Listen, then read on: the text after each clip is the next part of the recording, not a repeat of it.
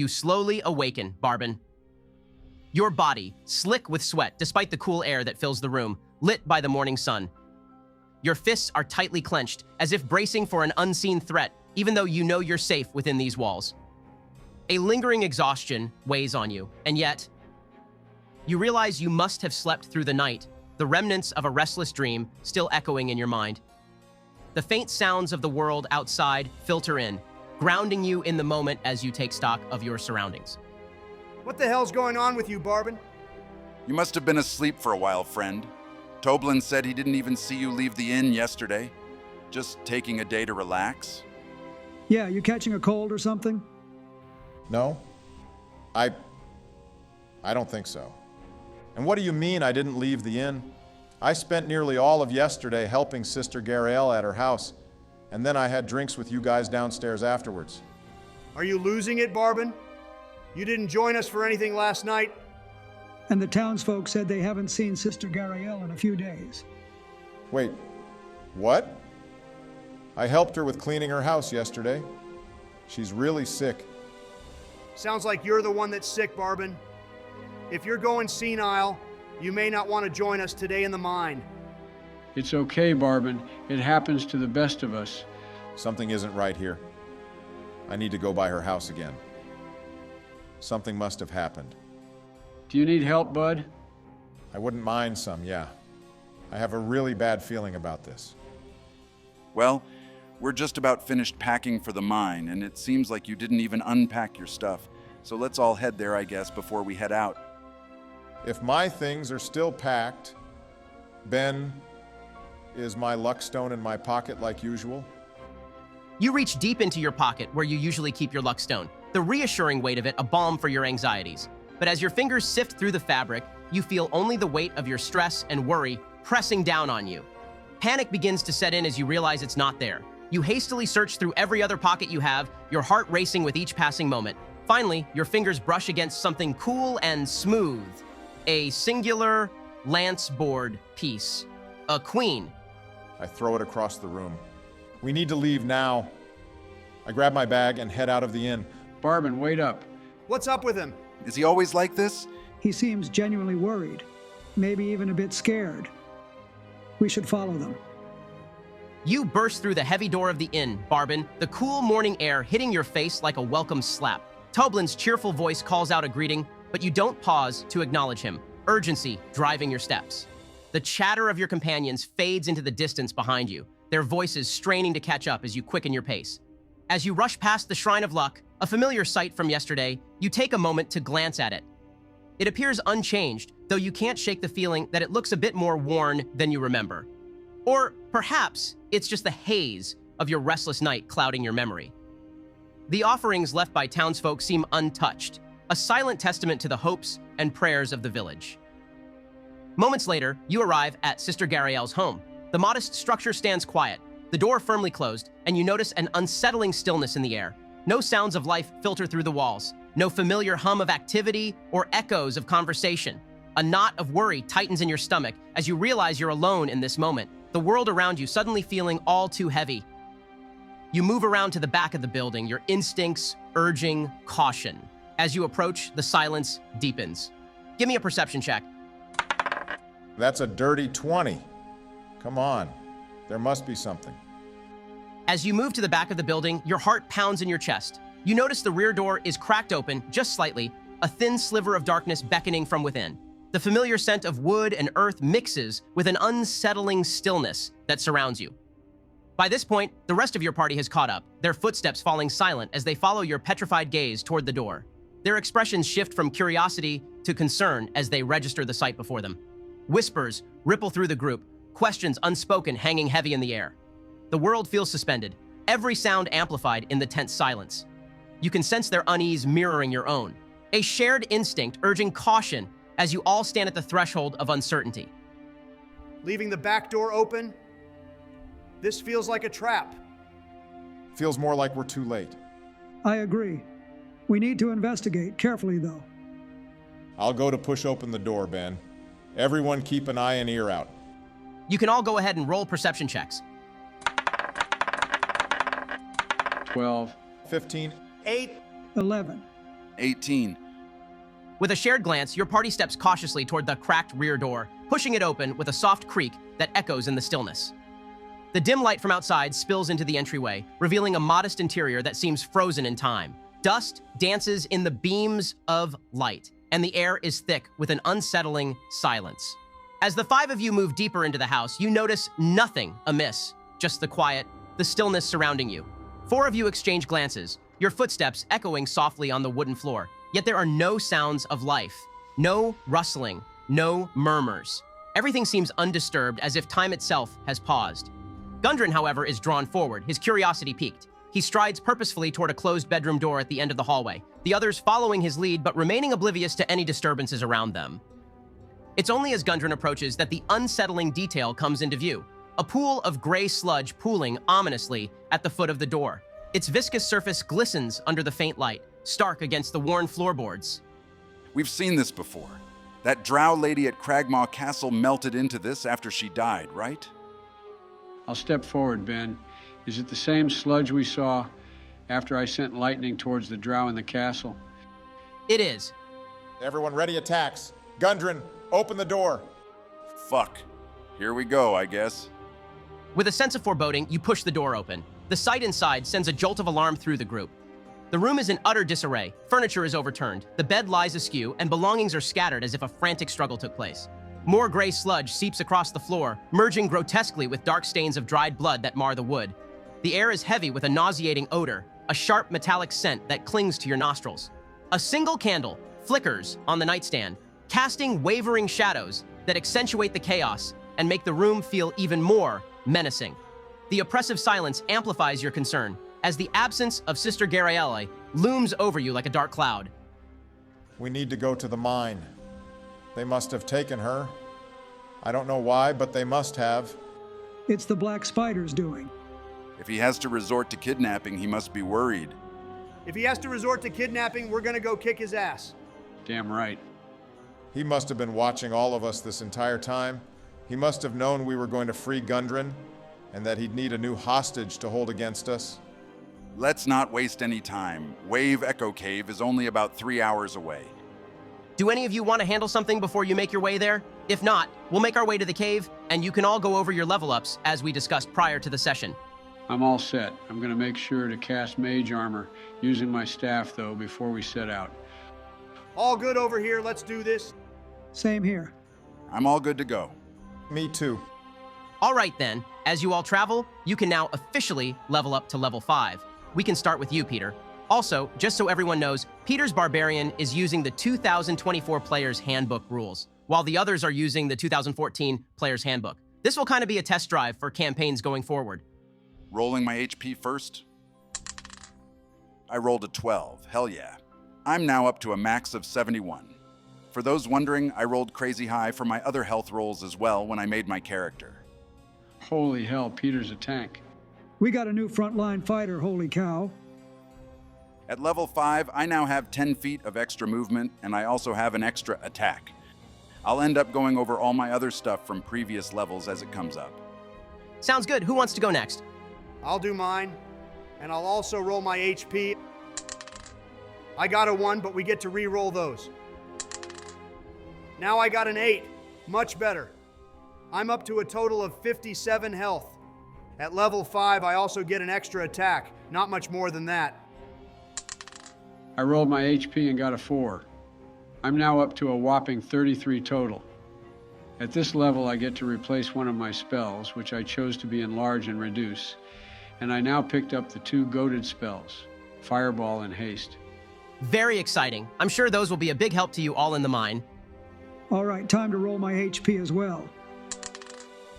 That's a 7. Nice. I'm up to 43 health now. My level up is pretty simple too. I now have access to an extra attack per turn. I also have level 2 spells now as well. That'll be all for me. I also got a 7 for my HP, which brings me up to 48 now. I've had some good rolls. Not much change for me, but I do now have the Uncanny Dodge ability. Once around, I can use my reaction to half the damage I take from an attack. My sneak attack damage is also now changed from 2d6 to 3d6. All right, with our level ups completed, let's set our scene now as your party makes its way to Wave Echo Cave. As your party trudges along the rugged trail leading to Wave Echo Cave, the air is thick with anticipation and the scent of pine.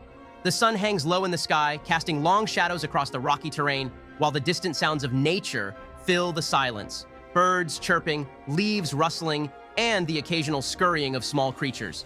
Gundren, his face a mix of determination and anxiety, leads the way, clutching a worn map in one hand and glancing back at the party with an occasional nod of encouragement. His family's legacy hangs in the balance, and you can see the weight of that responsibility pressing on him.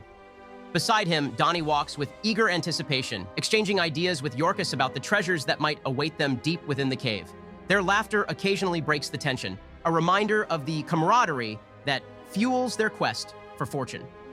Sildar lingers a bit behind, his sharp gaze scanning the path ahead and the tree line for any signs of lurking danger. The air is thick with the lingering threat of the Black Spider and his minions, and Sildar's resolve to cleanse the region of evil is palpable. His hand rests lightly on the hilt of his sword, ready for anything that might emerge from the underbrush. Barbin, his brow furrowed in thought, feels the urgency of their mission keenly. With each step, his mind races with plans for how to confront the dangers they might face inside the cave, especially the potential presence of the Black Spider and the fate of Sister Gariel weighing heavily on his heart. The mouth of Wave Echo Cave looms before you like the gaping maw of a great beast, an imposing sight that commands respect and instills a sense of foreboding. The entrance is wide, spanning nearly 20 feet, with jagged stones framing the dark opening. The rocks are uneven and rugged, worn smooth in places by time and weather, yet rough in others, as if they were remnants of ancient geological upheaval. Moss and lichen cling to the damp stone, their colors muted greens and browns contrasting sharply with the stark grays and blacks of the rock. Small patches of wet earth lie at the cave's mouth, evidence of moisture seeping from the depths, giving off a musty, earthy scent that mixes with the crispness of the surrounding air. To either side of the entrance, tufts of wild grass and hardy shrubs struggle for life in the rocky soil, while the towering cliffs above create a natural arch, framing the cave like a doorway into another world. The sound of dripping water echoes from deep within, a rhythmic reminder that this place is alive and teeming with unseen activity. As you stand before the cave, you can almost hear the whispers of long-forgotten tales and the promise of secrets waiting to be uncovered, drawing you closer to its mysterious depths. The atmosphere is thick with anticipation, the darkness inside both inviting and menacing, urging you to take the first step into the unknown. You boys ready? One final step. We've come this far, and we're not going to back down from a fight now. We're gonna take down the Black Spider, rescue Sister Gariel, and avenge Gromir. Let's do this. Remember, stick together and watch your backs. This place is filled with twists and turns from what I have gathered. Lead on, Gundren. Barbin and I can stay at the back of the party to watch for any movement. Show no mercy, boys. We're all going in together, and I want us to all come back once we accomplish what we came here to do. I'll begin to walk into the mine, Ben. The entrance tunnel leads into a large cavern supported by a natural pillar of rock and containing 3 stalagmites. In the western part of the cave, behind the column of rock, are 3 bedrolls and a heap of ordinary supplies. Sacks of flour, bags of salt, casks of salted meat, lanterns, flasks of lamp oil, pickaxes, shovels, and other gear. The northeastern section of the cavern has collapsed, forming a 10-foot wide, 20-foot deep pit. A sturdy hemp rope is tied off around a nearby stalagmite and dangles down the side of the pit, at the bottom of which is a rough-hewn tunnel heading northwest and east. Can I get a better look at the camp, Ben? I'll say you wouldn't need to roll. You've seen this gear before. These bedrolls and tools belong to your brothers, though they're nowhere near from what it seems. Looks like we're going down, everyone. My brothers should be deeper in the mine somewhere. I'm going to cast light on my staff to get a better look. Everything seem okay down at the bottom before we head on down? Perception check. Just an 11. Looking down into the pit, you can't make out the shapes of any creatures or any movement at the moment. You take some more time to listen in, but still nothing grabs your attention. One at a time, guys. We don't want to strain this rope. One at a time, you all make your way down into the pit. Laid before you is the first of many winding trails you expect the deeper you go into the mine. A path leads northwest, while another leads east. Which way should we go? I remember Gralmir had some parts of the cave sketched out. Do you have a map of the interior of the cave, Gundren? The problem is Gralmir has never been in the cave, and I have only ventured a small amount. Wait, what? But Gralmir had those sketches in his journal. How could he have the sketches if he had never been here? Maybe he had just drawn what my brothers told him about. I've only been to the northwest and found nothing but oozes and spiders. Maybe the oozes and spiders got into a turf war, and they're all gone now. I seriously doubt that, Jorkus. Maybe it's best if we just go east. If Gundren didn't find anything going northwest, maybe we can at least find something this way. I agree. If we can avoid certain danger, we should. As much as I want to fight some stuff, I don't want us all worn down before we find the black spider. I say we go east. I'll move to look down the path, Ben. Can I see anything? Perception check. Man, only a 9. Even with the assistance of Jorkus's light, you can see only as far as a bend in the path. The small corridor of the cave seems motionless from your brief look into it, though you can only see this portion of it. I'll begin to move through the tunnel. Let's see where this gets us. As you turn the bend in the tunnel, you come to an open section of the mine. Many tunnels intersect at this natural 30-foot-high cavern. The walls are carved with simple reliefs showing dwarf and gnome miners hard at work. Below them, nearly 24 skeletons in rusted scraps of armor are scattered across the cavern floor. Some are dwarf skeletons, while others are orc remains. Half a dozen large brass lanterns stand in niches or on ledges around the cavern, but none are lit. So, the stories are true. Battles between dwarves and orcs over the cave. Welcome to a hidden piece of history, boys. The stories are true indeed. Are you still holding the light on your staff, Jorkus? Yeah, I am. I want to get a good look at all the drawings on the wall. Well, as you begin to do so, you all begin to hear sounds. Small clacking against stone reverberates throughout this open area, and as you all begin to look around more, you begin to realize a heavy number of webs that litter the area. Although you first paid it no mind seeing as how old the mine is, you begin to all fear the worst as the sound continues to echo from down a nearby path. Shit. Everyone get ready. Something coming. The chittering grows louder as if the sound is right against your back, and that is when you all notice it, the roof of the cavern, littered with even more dense webs, and along the webs, the movement of multiple giant spiders. The light from Jorkus's staff reflected in their piercing eyes as they prepare to pounce, while more pour out from the northern trail. I need you all to roll for initiative. Time to clear out some bugs. That's a 21 for me, nice. And I got a 19. Only a 9. I got a 14. I got a 7. All right, first up will be 3 of the spiders on the roof. The air grows thick with tension as the spiders begin to stir, their many eyes gleaming in the dim light of the cavern. They move with a sinister, scuttling grace, their grotesque bodies low to the ground, barely making a sound as they draw closer. The faint glow of Jorkus's magic casts an eerie sheen over Donnie's polished armor, the glistening reflections catching the creature's attention like moths to a flame. Without warning, one of the spiders, larger than the rest, its fangs dripping with venom, lunges forward with terrifying speed. From its sleek abdomen, a thick, viscous thread unfurls, sailing through the air with a hissing sound. The web strikes Donnie's chest with a sickening thwack, binding him instantly in a sticky, gooey mass. The webs cling to his armor like a second skin, constricting around him, the sticky strands pulling tighter with each movement he makes. The more he struggles, the more ensnared he becomes, the silk wrapping around his limbs and torso like a suffocating shroud. As Donnie struggles against the tightening web, another spider, its grotesque eyes gleaming with hunger, scuttles toward Barbin. This one is quicker, its legs moving in a blur as it prepares to launch another strand of webbing. With a flick of its abdomen, the spider spits a thick, sticky thread toward him. In a fluid motion, however, he ducks low, barely making a sound as he rolls to the side, the web missing him by mere inches. A spider then goes in to attack Donnie, now with advantage since he is being held back by the webs. That'll hit. Give me a Constitution saving throw, Donnie. There we go, that's a 24. The spider lunges with horrifying precision. Its fangs pierce through the gaps in his armor, sinking deep into the flesh of his side. The pain is instant and brutal, a searing ache that spreads from the wound in fiery waves. Your head spins from the effects of the poison, but you're able to shake it off. That's 9 piercing damage and only 5 poison damage. You're up, Gundren. First off, I would like to rage. Been waiting to hear that. Kick some ass, Gundren. I'm gonna run in to attack the 2 spiders coming down the corridor in front of me. I'm swinging on the first spider with my light hammer, and I'll be doing it recklessly. Let me show you guys how it's done. That's a 27 to hit and 9 damage. Now I get to make another attack as part of this one due to the Nick ability from the new handbook. Does an 18 hit? Yep, roll that damage. 6 more damage.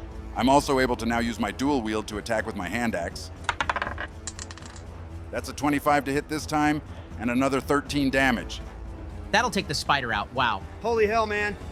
I still got one more in me. One last attack since we're level 5 now. Another 23 to hit this time, and 6 damage to the other spider. A whirlwind of attacks rings out from the northern corridor. Gundren springs into combat, driven by the desire to avenge his family's legacy and take back the mine. In a flurry of attacks, one spider is battered by a combo of bonks and slashes from Gundren's weapons. It crumples to the floor in a pool of dark ichor, as Gundren again bonks another spider, then prepares for its retaliation. I had no idea extra attack was that good. What the hell? That means we're going to have some hard fights too, though. Help them out, Yorkus. I'll handle this one. You bet. I'm going to move away from the spider on the roof, Ben, and use the circlet of blasting to shoot 3 scorching rays. 1 at the web Donnie's in, and 2 at the spider closest to me. That's a 13 to hit the web, and then a 21 and 22 to hit the spider. Those will all hit, roll that damage, and then wild magic. That's 3 fire damage to the web, and then 12 to the spider. I also got a 10 and 16 on wild magic. Jorkus's hands rise, his eyes glinting with arcane focus as the air around him crackles with heat. His circlet, a delicate band of gold upon his brow, shimmers as if alive with power. With a sharp gesture, he murmurs the incantation, and 3 searing rays of fire shoot forth, blazing from the gem, laid in the middle, with a hiss and a crackle, their heat distorting the air around them. The first ray arcs toward the thick web binding Donnie, and the flames burst to life, devouring the webs in a flash of orange and yellow. The sticky threads disintegrate, leaving nothing behind but wisps of smoke and a faint sizzling sound as the flames flicker and die. 2 more rays of fire stream towards the spider that first shot its web, striking it across the abdomen, leaving fire sizzling along its body. The creature hisses, its mandibles clicking, smoke rising from the scorched flesh, but it remains standing, more furious than ever. The remaining spiders begin to move in now, with Barbin this time being unable to dodge out of the way as the sticky strands catch him around the legs, pulling tight. The force of the web binds him in place, and the spider, on the roof, once drawn to Jorkus, spots easy prey and moves in to feast. Oof, that's a nat 20. I also need a Constitution saving throw. Fuck, okay. An 8 definitely isn't going to cut it. Am I able to uncanny dodge to reduce the damage? Yeah, you still can. The spider drops down onto you, its sharp fangs sinking into your side, though not as deep as they could have, as you are able to squirm slightly as it pounces. The pain is immediate and intense. Blood wells up around the bite as the venom courses through your veins, hot and agonizing. Your breath hitches in your chest as you feel the poison working its way through you, making your limbs heavy and your vision swim. That's a total of 17 piercing damage. Damn! Halved to 8 and 7 poison damage. As this happens, a spider also attacks Gundren, also sinking its fangs into him. I need a con save. That's a 17. As the spider digs into you, your fury endures. Although the pain stings, you are able to pry the beast off you before it is able to overpower you, and you take only 11 damage, halved to 5 from your rage. The poison from the spider barely phases you. The quick removal of it prevents a dangerous amount from entering you, and your dwarven resilience is able to shake off the majority of the effects, leaving you taking only 2 poison damage. I'm in a bit of a sticky situation here. I think the best thing for me to do is to try to break out of these webs. Give me a strength check if you are gonna try to.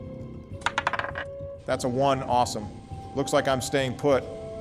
You grit your teeth, your chest heaving with rapid breaths as the sticky webbing constricts around your legs and torso. The pain from the spider's bite radiates through your body like fire, the venom surging through your veins and making your muscles feel as if they're made of lead.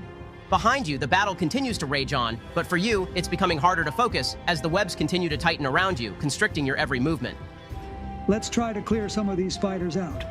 Quickly. If not, they're going to start swarming Barbin. I'm going to first cast Divine Favor as a bonus action. This will give my attacks an extra D4 radiant damage. Now that's an 18 to hit, and a total of 8 damage. For my second attack, that's a 23 to hit, and 11 more damage. Sildar's sword begins to shine in the cave, a gleaming beacon of destined fury reflecting off the eyes of the numerous spiders surrounding him and the rest of you. With 2 accurate slashes, the light pours into the spider, leaving it heavily wounded yet still standing barely. Try to finish some of these spiders off, Donnie. I gotcha.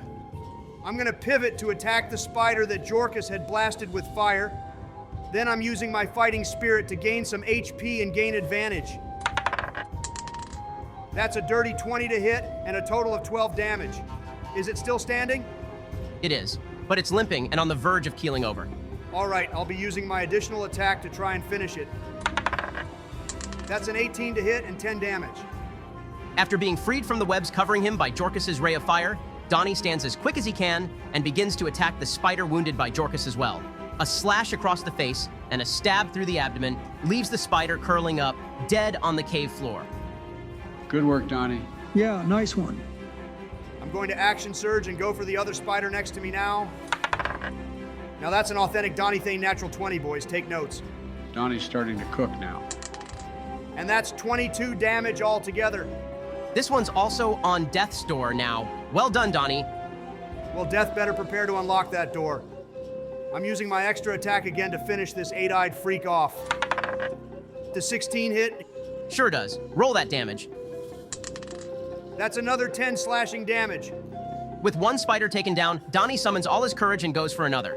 With 2 direct hits, Donnie splits the arachnid down the middle, leaving no room for doubt and finishing it off in the blink of an eye. If Gundren wants to go band for band on these fights, he will lose that each and every time. Seems like you know what you're doing in a fight, huh? This is more like pest control than a fight. I expect a good cut of the profits from the mine after my extermination service is concluded. I'm moving up next to Barbin and I'll pass. Kick ass, Donnie. Nice job. You're damn right. Next up is 1 spider, which is going to also go for the easy prey of Barbin, still tangled in the webs along the cave. That's a dirty 20 to hit. Go ahead and make a con save, Barbin. That's another natural one. What the hell's up with my rolls tonight? This may be the worst night for me to have bad rolls. Don't worry, Barry. We're all here to help you out. Thanks, Joe. All right, that will be 10 piercing damage as another spider digs its fangs into you. I'm going to use my uncanny dodge again, since my turn passed to half the damage from the piercing at least. In your exposed state, you're again able to twist and contort your body enough to avoid taking a large amount of damage from the bite of the giant spider. Nevertheless, the bite and sting of poison that follows continues to course through you and burn through your entire body. That's a total of 13 damage. You feel your eyesight failing, the effects of the poison taking hold. In the corner of your eye, you see a familiar figure dressed in black, sitting atop a rock. What was previously a dark corridor that led you all into this opening is now a lusher area. The coarse dirt and gravel, now replaced with patches of grass, greener than that in Phandelver. Water now moves across the floor, streaming in from what seems to be an exit to the cave, one that wasn't there previously. She looks at you, an expression of what seems to be dissatisfaction across her face. Is this the best you can do? Ha ha ha. How disappointing. Having never had a voice to put to the figure, it catches you off guard, as does the pain once again making you strain in the webs. You wince, yelling out in pain as your allies around you fight to keep you safe. As you open your eyes back up, the figure is gone, as is the grass, water, and light filtering in from the sudden exit of the cave. Barbin is going absolutely fucking insane. Yeah, did we see any of that, Ben? Your back is to the spiders at the moment, so only Donnie and Jorkus would have had an angle to potentially see. You two can roll perception if you want. That's a 17. Did I see her? I only got an 11. You wouldn't have seen anything, Jorkus. However, Donnie, in the midst of the fighting, you notice the outline of a figure. It doesn't make much sense to you, and as you turn back to look as you fend off an attack from a spider, the silhouette seems to have vanished. I'm gonna yell out that someone else is here with us. I'm not taking any chances. We'll go to Gundren now first. Go ahead, bud. I'm going for a bonk with my light hammer, reckless again. 21 to hit and 11 damage. Good damage. It's still up, though. Not as good. Does 14 hit? Yup, just barely. All right, that's 9 more damage from my hand axe. This thing is bloodied and in terrible shape, likely about to scurry away if possible. That's not gonna happen. I messed up last turn, since I think I only get 1 attack from dual wield, and the new ability I got lets him do it as a bonus action. I misread that one. All good. We're still learning the new handbook. All right, this will be my last attack. And that's a 24 to hit and another 9 damage. That'll do it. With another combo, Gundren is able to take down the last of the spiders coming from the northern entrance of the cave. 2 corpses with caved-in faces from repeated bonks of his hammer and slashes from his axe lay across the ground in the corridor. I'm gonna move into a flanking spot of the closest spider, hopefully to help out Sildar. Alrighty, I'm gonna twin cast Chaos Bolts at some spiders. Hopefully I can either kill some or draw their attention from Barbin. I'm going for the one on Sildar and the one in the back of the cave. That's a 16 and an 18 to hit. That's also an 8 and 10 on Wild Magic. That's a total of 19 thunder damage to the spider on Sildar. Damn, nice damage, Yorkas. Well, watch this. That's 12 lightning damage to the other spider, and it bounced. Funny story, Jorkus. The spider on Sildar is dead from the first Chaos Bolt, so it isn't an option to bounce to. So, what happens now? I think I know what's going to happen. Haha. Make an attack roll on either Barbin or Donnie. It has to bounce, but you get to choose who. Does 18 beat your AC, Donnie? I hate you, Yorkus. I'm going to take that as a yes. That's 11 cold damage. Yeah, I really hate you, Yorkus. In the midst of battle, Jorkus sends out 2 of his usual wild bolts of magic, while one creates a thunderous boom in the face of Sildar, splatting the spider into a mess along the cave wall. Another shocks the spider that had been biting Barbin. Lightning courses through the spider, and as it turns to now defend itself and its meal, the lightning jumps to Donnie. In one of his patented magical mishaps, a hefty shock turns to a deep freeze along Donnie's arm. We'll be taking that into account when it comes to splitting the loot, Jorkus. Rats won't happen again. Next up is another spider. With the risk of you all surrounding them, their easy meal no longer seems a realistic option. It will be going for a bite on Gundren, and with advantage since you used Reckless Attack. Lots of crits tonight. Go ahead and make a con save. Wow, how many 20s is that already? Only a 7 this time on the save. The spider pounces on you, dealing 17 piercing damage, halved to 8, as its fangs dig into your shoulder. The same poison that you were affected by earlier, this time feels more potent. It burns throughout your body, making you nauseous as you take 13 poison damage, reduced to 6. These things are starting to really piss me off. Let's finish this. I'm just going to go for an attack, I think. I'd rather not waste my turn trying to leave this web, and the spiders seem occupied now. That's a 15, thank God. Yep, that'll hit. Roll some damage, including sneak attack, since Donnie is there. 15 damage total, not too bad. Barbin, who has spent the majority of this fight entangled in webbing, manages to still assist in the fight. A quick slash across the side of the spider from his prone position leaves it dripping blood across the ground. This spider is really hurt, from what you can all tell. Glad I could still help. Finish these pests off, guys. I'm moving into the flanking spot with Gundren and attacking. That's a 21 to hit and 10 damage. Nice. This spider seems to be the weakest of the bunch and is already looking very hurt as well. I'm swinging again then for my additional attack. Finish that thing off, Sildar. 17 to hit and another 12 damage. That take it out? It does. As with Sildar's previous attacks, energy flows through the spider as he continues to hack at it. This spider seemed to be the runt of the group, and the sheer power of the strikes from Sildar's weapon quickly takes it down, smoldering as the radiant energy, slightly tainted by darkness, flows off it. Last one is all you, Donnie. That's a 17 to hit for me as well, and 11 damage. With a final attack, Donnie stabs his greatsword through the spider, bringing the encounter to an end. The interior of the cavern grows quiet once again, with multiple avenues for your group to continue down. Let's get Barbin out of these webs. Come on, buddy. Thanks, guys. Sorry I wasn't much help. I'm feeling kind of off today.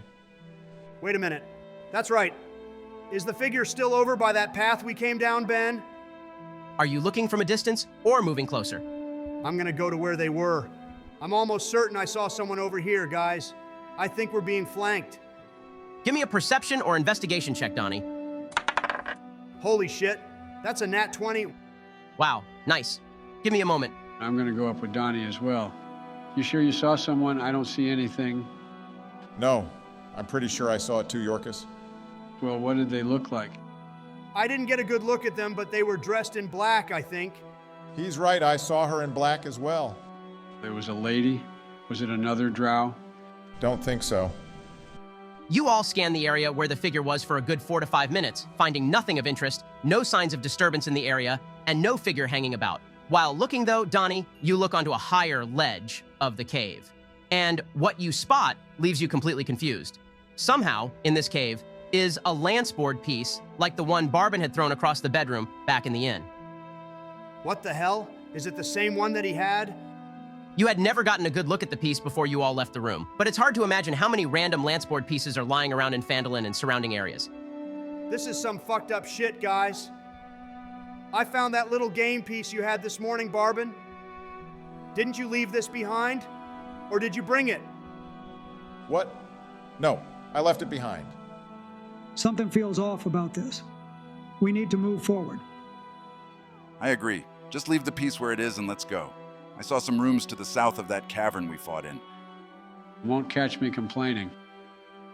As your party moves back towards the open section of the cave, Barbin, you can't help but feel drawn towards the game piece. I need a wisdom save. Oh shit, all right. Not bad. That's a 14. You catch yourself moving closer to it without even meaning to. Before you grab it, you snap back to reality. From this distance, you have a better view, and this is undoubtedly the same piece from the inn, a queen. Barbin, hurry up! I'll leave the piece where it is. Yeah, I'm coming. Moving into the southern hall of the cave, there are 2 rooms, one to the east and the west. The door to the west has been left open, and upon peeking in, you spot a rack of dusty and clearly rusted weapons. Piles of bones lay strewn across the mossy stone floor, in complete disarray, just as much of the room. The eastern door is still closed. I want to check out those weapons, but what's the odd those skeletons pull some bullshit and reassemble? We've fought enough undead things to be surprised by that. I want to check it out too. Let me cast a firebolt at one of the skeletons to see what happens. While you do that, I'm going to check the room across the hall. As you go to open the door, Barbin, you feel the resistance of it being locked shut. Okay, that's an 18 for lockpicking the door. You hear a slight click from the door as it swings open. At the same time, a small burst of fire next door rings out, though nothing in the room stirs as Jorkas's firebolt strikes one of the piles of bones. Looks like we're good, Donnie. Sweet, let's see what we got in here. I'm curious too, let's see. I'm going to look into the eastern room since it's open now, Ben. I'll join him. This chamber was once an office or storeroom of some kind. A large stone counter bisects the room, set with 3 dusty balance scales made of iron. Cubbyholes carved into the north wall are stuffed with dusty paper scraps. Several long dead corpses, gnomes and orcs by their look, are sprawled across the floor. Let's have a look around, Sildar. Just stay on guard. Gotcha. For you 3 in the room with weapons, nothing seems to be of interest until you spot an unopened bag on the ground next to the weapons rack. It lays next to a skeleton and looks to be ordinary, but well-made and in good shape. Ooh, I bet we got some goodies in here, guys. I'm gonna pick up the bag, Ben. All right, sounds good. Barbin and Sildar, as you 2 move further into the room, you both notice a small lockbox behind the counter splitting the room. You can immediately tell it's locked, and from looking at it, Barbin, it seems like a tougher nut to crack than that door. Go ahead and give it a shot, Barbin. I'll watch the door. Yeah, I don't think a 15 is going to cut it. You begin the pick at the lockbox, Barbin, but after a few moments, you feel the strain on your tools becoming too strong. You pull away, knowing that whatever is in here has been locked up tight. As you stand back up from crouching down to the lockbox, you and Sildar both hear a scream next door. Wait, a scream? From who? What the hell did you pick up, Jorkas? The bag that had grabbed your attention so much, Jorkas, suddenly begins to really get a hold on you, to the point where you can't put it down. But only a moment later, large pseudopods begin to burst forth from the bag, a large toothy mouth forms, and a giant tongue begins to crawl up your arm. As you attempt to drop the bag, you notice it's now holding onto you at this point and fully wrapping around your small frame. Help me.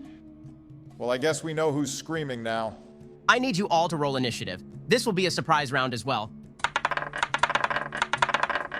I got a dirty 20, or whatever you guys like to call it. You mean tainted? Yeah, don't say that. 18 for me, much better this time. I got a 21. Take that, suckers. I got a 19. Seems like we're all rolling high. I actually got an 18, too. I never roll that high for initiative. Wow, nice rolls, guys. The Mimic is going to be going first since we have a surprise round, and then we'll go to you, Jorkas. If he isn't dead, that is. He's quite squishy. That's true. I'm like a scoop of chocolate chip ice cream that was left out in the Florida summer sun. Explains why you always smell so bad. Seriously, you two? I forgot what I was even going to say, so now you get no cool description. The Mimic is going to attack you twice with its tentacles first. Since you are grappled by it, the attacks will have advantage as well. That's a 24 and 25 to hit. Damn. It either has really high bonuses to hit or just rolled well. That'll be a total of 22 damage, and the Mimic is now going to also bite you as well. Wait, it attacks again? I may be in some deep shit here, guys. That's 10 more damage, Jorkus. I'm at 1 health, guys. Help. We know, Joe. Chill out. We all go before this thing next round. Jorkus's screams of pain fill the chamber as the bag he had picked up begins to contort around him. Constricting and battering him with pseudopods before biting down with extreme force brings Jorkus to the brink, barely holding on and in a terrible position. I'm gonna need to change my diapers in a second, guys. Excuse me? Just take your turn, Jorkus. Oh God, what can I even do in this position? 1 sec. Ooh, I got it. As I'm struggling to cling to life, I'll pull a piece of licorice out of my pocket. You're gonna eat some candy during all this? I take a small bite out of it, but it's a bit stale. Then I squish the rest of it between my hands and reach out towards Donnie. A light aura surrounds him as I now cast haste on him. Nice, Jorkus. Oh, I see what you were doing now. He, of course, took a bite out of it, though. Gotta make sure the product is good, hee hee. Go ahead, guys. I need some strong men to save me now. Let's not phrase it that way, but I get what you mean. To start, I would like to rage. Then I can either do some damage or try to pull Jorkus free from this thing. What do you guys think? I would try to free him, Gundren.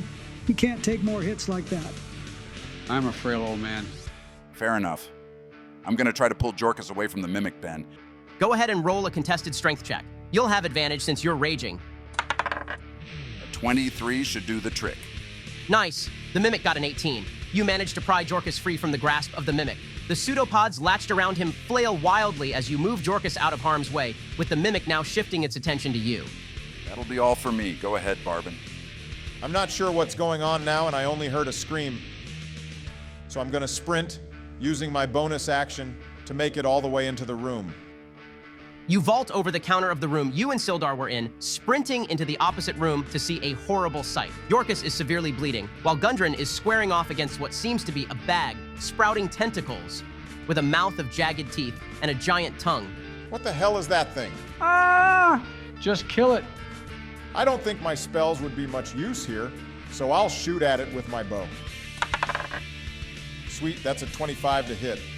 That'll definitely hit. Roll damage. That's a total of 17 damage. Got some high rolls there.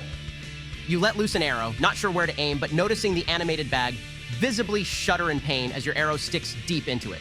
The form of the Mimic starts to falter, losing its original form of a pristine bag, and forming into more of a large mass of flesh instead. That's fucking disgusting. Let's try to finish this thing off, guys. With pleasure. I'm running right at this thing and going hog wild on it.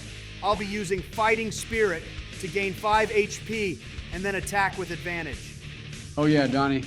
I forgot to mention that haste also buffs your AC by 2. Oh, awesome. Thanks, Jorkus. I'm guessing this thing is beefy, Ben, so I'm going to go ahead and roll all of my attacks if that's cool with you. Sure, that's fine. All right, that's 2 23s, an 18, and a 24 to hit. Those will all hit. Roll damage. I'm getting some good rolls, too. That's 43 damage total from all the attacks. Holy shit, Donnie. Good job. Wow, for real. Nice, Donnie. Repeated slashes and stabs into the Mimic from Donnie leaves the large mass of flesh gushing what you assume to be blood across the stone floor. The hidden form of the Mimic continues to falter even more, to the point where it's no longer even a bag, but only a large lump of tentacles and teeth in the corner of this barracks. Jesus, that thing is ugly. And somehow it isn't dead yet. All I'm able to do for my turn is run over there. So it's about to get another round too, guys. Brace yourselves. Shit. Let's see what this thing's got. I'll be needing you to make a dex saving throw, Donnie. With the creature being heavily wounded by you, it makes one last attempt to turn the tides. It begins to gurgle deep within, as a large spray of acid flies forth from its gigantic mouth. Shit, that's not good. This AC buff isn't going to do much to help here. You'll have advantage from the haste, Donnie. Ah, good looking out. A 14 still isn't that good. Just enough, actually. That's 30 damage, reduced to half, so you'll be taking 15. Geez, man, 30 damage? Thank God I had the advantage because I got an 8 otherwise. Glad it helped. Now let me try to finish this thing off. I'm going to be upcasting magic missiles to level 2. Almost max damage, wow. That's another 17 damage to this thing. I'm also good on wild magic again. Is it dead? The chamber grows brighter as colorful bolts leave Jorkis' staff. Though they puncture deep into the monstrosity, it continues to writhe, preparing to attack Donnie once again. What have we got to do to take this thing down? Jesus, man. I'm gonna see what I can do. I'm going all in with 3 reckless attacks as well, Ben. Go ahead, bud. You can tell this thing has definitely slowed down a lot, but it doesn't seem like it wants to run. Those are all over 20s to hit. This thing has bad AC. Those all hit. All right, that'll be 26 damage altogether from me. Hopefully that's enough. More than plenty? Nice. After the flurry of attacks from your party, the mimic finally comes to a stop. Its large mass of tentacles torn throughout the corner of the room, while slashes and large craters litter its large fleshy body. More spit flies from its mouth, a final attempt to fight back, but it proves futile as the projectile goes mere inches from its large, toothy maw. So what the hell happened in here? I found a cool bag and then it grew a mouth, which wasn't so cool. Yeah, and everything else in here looks useless, which is even worse news. Seems like we need to stick together from now on. I don't want a situation where we're split up fighting multiple things, especially something as tanky as whatever that was. I agree. I am kind of bummed that bag wasn't real, though. I thought it would have some good stuff inside. Well, Sildar and I did find something in our room, but I wasn't able to unlock it just yet. Unlock it? What'd you find? Looked like a lockbox. Probably some nice stuff in there. Yeah, but it's locked pretty good. Might just be better for us to bring it along for now in one of our bags, and I can try again later. That sounds like a great idea. A lockbox is bound to have some good shit. I'm gonna grab the lockbox from the room bin and give it to Sildar. You have room to put it in your bag? Yeah, I got it. I say we also take a rest here. This room seems safe enough, and we can keep the door closed to jump anyone that comes in. I agree, most of us are injured pretty bad. I'm good, so I'll be keeping an eye out. Maybe you can try to open that box while we're in here. We have some time. Yeah, I can try again. Go ahead and roll another dexterity check, Barbin. You guys can also roll hit dice if you want to gain some HP back. Even worse than last time? Yeah, no luck. This lock is strong, and whoever used it had no intention of letting outsiders easily get to the contents. I'm back up to 44 health now. I used 2 dice. I had to use 4 of my dice. I'm back to 30 now. I used 2 and I'm back to full. I'm back up to 40, used 3 dice. All right, sounds good, guys. You all complete your short rest without any issues and make your way to the opening where you had fought the spiders. A path to the north leads to a visible door, though you remember more spiders coming from down this way. To the east, you are able to make out another open area, this one with some sort of glowing vegetation along the cavern walls. Hey, if we can avoid more of those spiders, I'm down. I'm going to place my hand along the walls of the cave, Ben. I'm using my tremor sense listening out for any vibrations further down the cave, specifically in that glowing area. As you approach the hallway leading to the next area, you can now see what is fungi that is shining throughout the cavern. You place your hand along the wall, focusing in and listening for any telling signs of activity further ahead. You sense no movement, so you shift to the floor. Waiting for any disturbance in the stone, you continue to focus, but again, sense nothing alarming.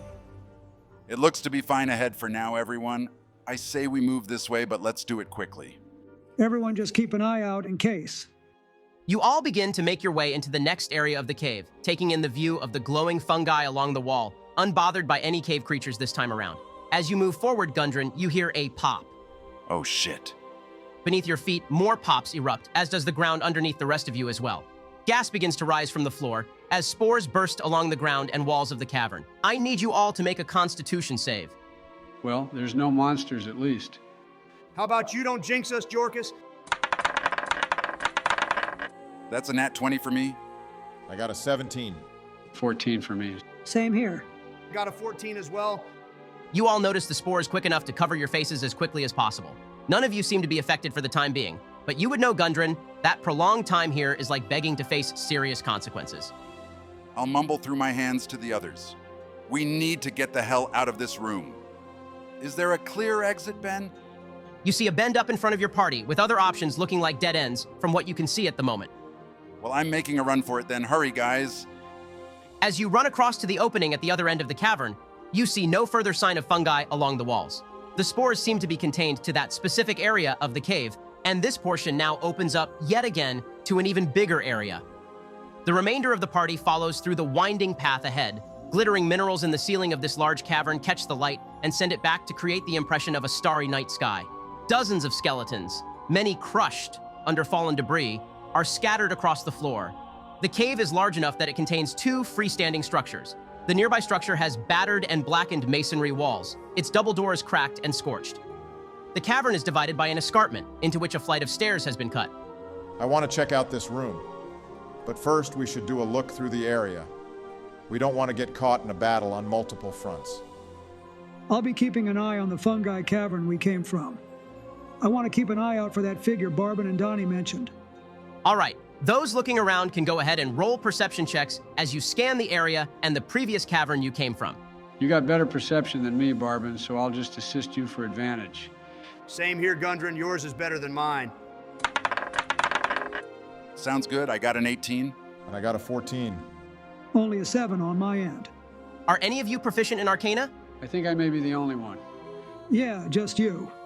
As you all keep an eye out for anything of concern in this area of the cave, Dorcas, you begin to sense a magical aura within the area. You notice that the further north you move with Barbin, the stronger this aura becomes. The rest of you aren't able to find anything worth investigating more, just more skeletons, occasional small gems lodged into the walls, and puddles from time to time. I've got news, I'm just not sure if it's good or bad, really. What is it, Yorkus? There's some sort of magic in this area, or kinda in this area. From inside this building? No, it's further ahead. I'm gonna move back towards the door we avoided opening, Ben. Is there any kind of magic coming from here? Although you still sense a large concentration of magic nearby, it definitely grows fainter as you go further south. You find something, boy? Shut up, Donnie, but yes. Further ahead in the cave, there's some strong magic. I don't really sense much coming from this place, though. Any idea what it could be, Gundren? Would I have a clue, Ben? You would have a pretty good idea. Something that you remember from old tales. Stories of something powerful coveted by the earlier inhabitants of Wave Echo Cave. Something that caused the great fights over the location. A magical forge that was fabled to be here, able to construct magical items and used by the numerous dwarves and wizards of the time. Ah, the Forge of Spells. If you're able to sense a magic that highly concentrated, Jorkus, we must be getting close. This is great news. A magical forge sounds badass. Let's clear this room and then head further down. As you go to open the door, Donnie, it doesn't budge. The lock still holding firm on this scorched and ruined door. I can try to open it, Donnie. If it's that broken, I'm sure people wouldn't mind if I just break it. Help me out here, Gundren. I'll join Donnie in trying to bash the door open, Ben. All right, you can both go ahead and give me a strength check. 17. Ha! That's a tainted 20. With the combined efforts of Donnie and Gundren, the cracked door cracks even more as it falls to the ground of the room. Dust, ash, walls blackened by fire, and heaps of debris beneath the sagging ceiling show that this room was damaged by a destructive blast. The furnishings, tables, chairs, bookshelves, beds, are charred or splintered, but otherwise well preserved. A scorched iron chest stands near the foot of one of the beds. You two are so muscular and imposing, wow. That works too, I suppose. Look at this, boys. Jackpot. With you all focused on the treasure stockpiled in the room, a voice rings out. Your presence is offensive to me, your life forfeit. My treasures are mine alone, not yours to plunder. Oh, crap. You all look around, prepared to fight, but see nothing, until a figure apparates from one of the nearby walls. Out of the stonework, a figure hovers into view, their skeletal body covered in a ghostly veil of tattered robes. Their face remains without decay, though it is pale, just as their bones, and their eyes glow brightly, burning with a fire capable of reigniting the very room you stand in. Atop their head is a crown of dark steel, pointed to the heavens and fixed tightly upon their head as they completely emerge from the stone. Oh, sorry, sir. Or, ma'am, I don't mean to assume. Seriously, Joe? Nobody has ventured here for as long as I can remember, and the first I see after this long barge their way in and gaze upon what is not theirs. What is it you are doing here? Well, we, We're not here to parlay with ghosts. Get out of here, old man. Are you trying to get us into another fight, Donnie? I have a weird idea, but it may also get us into a fight. As the others argue amongst themselves, Ben, I'm going to hold my hand out towards the undead being and attempt to use control undead. Whoa, what? You can do that? I've been granted new powers by my oath with the Oathbreaker Knight. I may as well take advantage of the power he gives me. That'll be a DC 15 Wisdom save, Ben. Unless he's a CR 5 or higher. As you reach your hand out, Sildar, spectral chains rise from the floor, wrapping around the Wraith. They attempt to bind around his neck, forming a semblance of a leash, symboling control over the undead creature. However, the chains snap as he resists your powers. The dark green fire forming in your eyes dies down, as the fire in his burns brighter. You would dare break into my quarters and now attempt to use your magic to control me? A shame to have such poor guests. For now you and all memories of you shall die here as you become specters of my control. I need you all to roll initiative. Well, I tried, guys. all good, Sildar. Yeah, I kind of want to fight a ghost anyway. We didn't get to fight Hillary back in the earlier sessions. Only a 5 this time for me. And I only got a 6. I got 11. Nat 20 for a 23 total. 7 for me. Definitely not as good as last time. You'll be up first, Barbin. Not too sure if a joke will work on this guy, but I'm going to try anyway. Please no. I can't stand to hear another one of your terrible puns, Barry. You'll like this one, I swear. I'll shout out to the Wraith. Why couldn't the Wraith get a date? Because he always got ghosted. Jesus Christ, seriously? I don't get it. You literally never get them, Joe. Huh.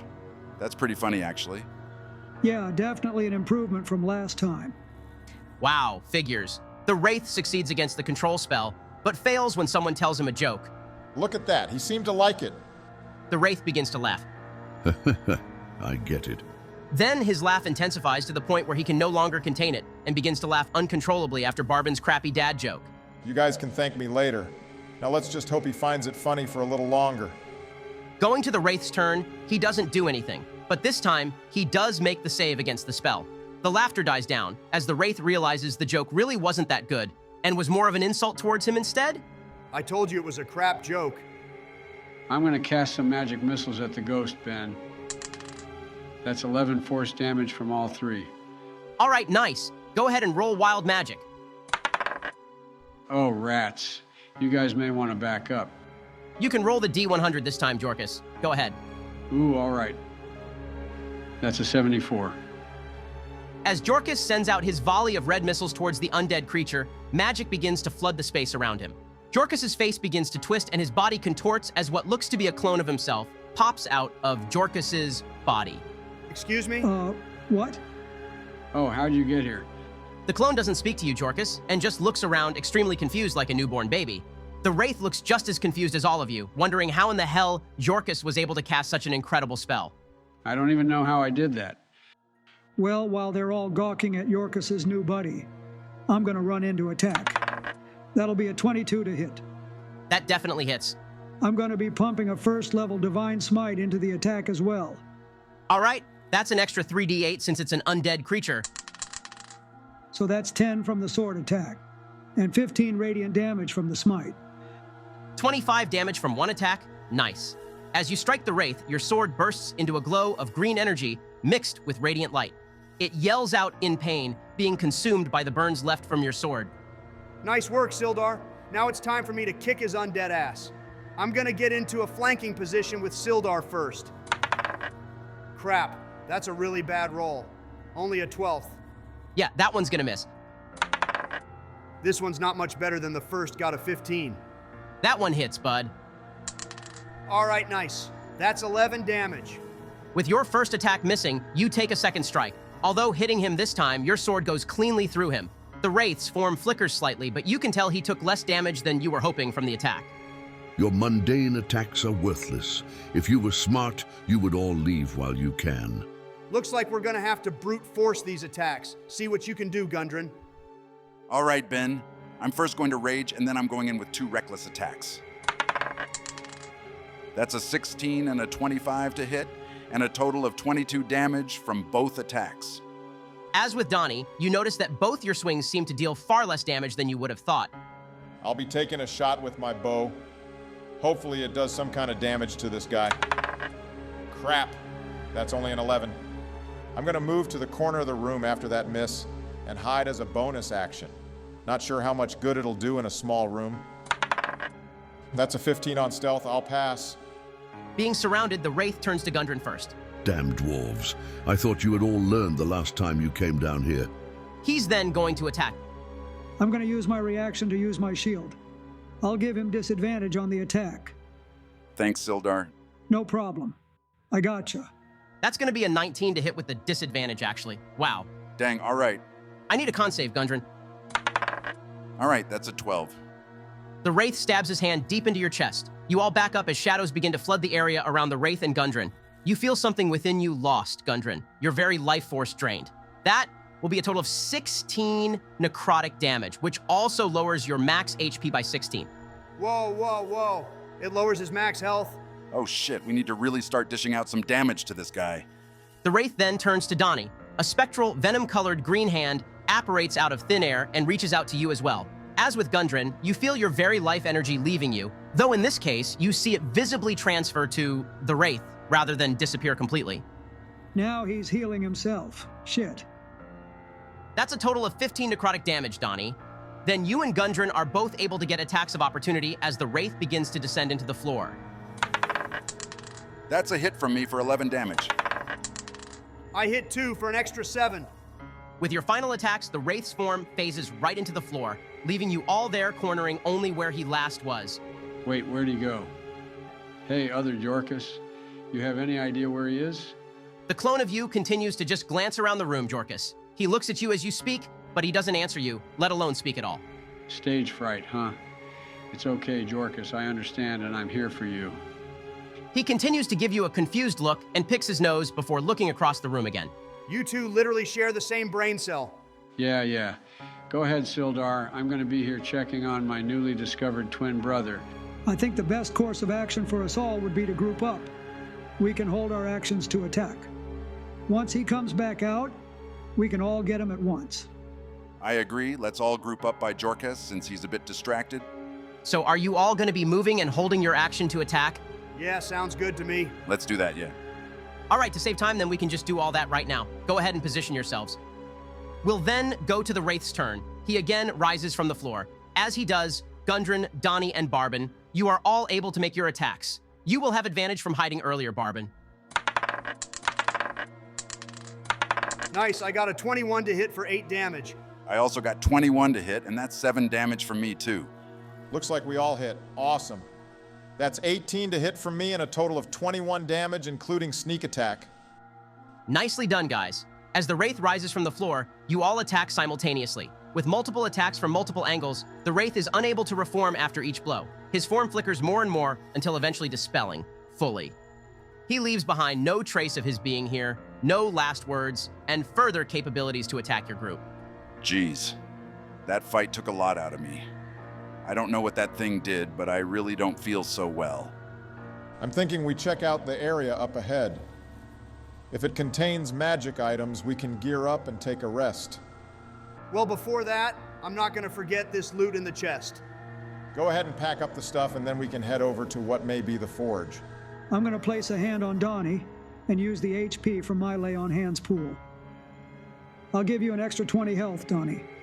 Appreciate it, Sildar. Inside the chest, your group finds a large collection of copper, silver, and gold coins. There is also what seems to be a flute. It appears to be more of a decorative piece, adorned with platinum filigree. Looking at the very bottom of the chest, you also spot a familiar item, a lance board piece. Nah, bro, fuck off. Is this some kind of joke, Barbin? What are you talking about? You find some good stuff? Catch. I'll toss him the piece, Ben. You instinctively grab what Donnie throws to you, Barbin. To your shock, it's the same piece that you had thrown in the inn and had left behind earlier in the cave. What's going on, Barbin? Why do we keep finding this thing? I really don't know, guys. Can I insight check him, Ben? I'm looking out again to see if I spot anyone as well. Go ahead and give me an insight check, Donnie, and you can roll persuasion or deception, Barbin. Just don't say which. And yeah, go ahead and roll perception, Sildar. That's an 18 perception, Ben. That's a tainted 20 for me. I got a 21 insight. Get fucked, Barry. It's usual for you guys to see Barbin being serious and stoic, but this time even he isn't able to hide how uncomfortable this whole situation is making him. You pick up on it, Donnie. Barbin begins to look around, as if he's scared of something, or worried that someone or something is following him. You notice something at the same time, Sildar.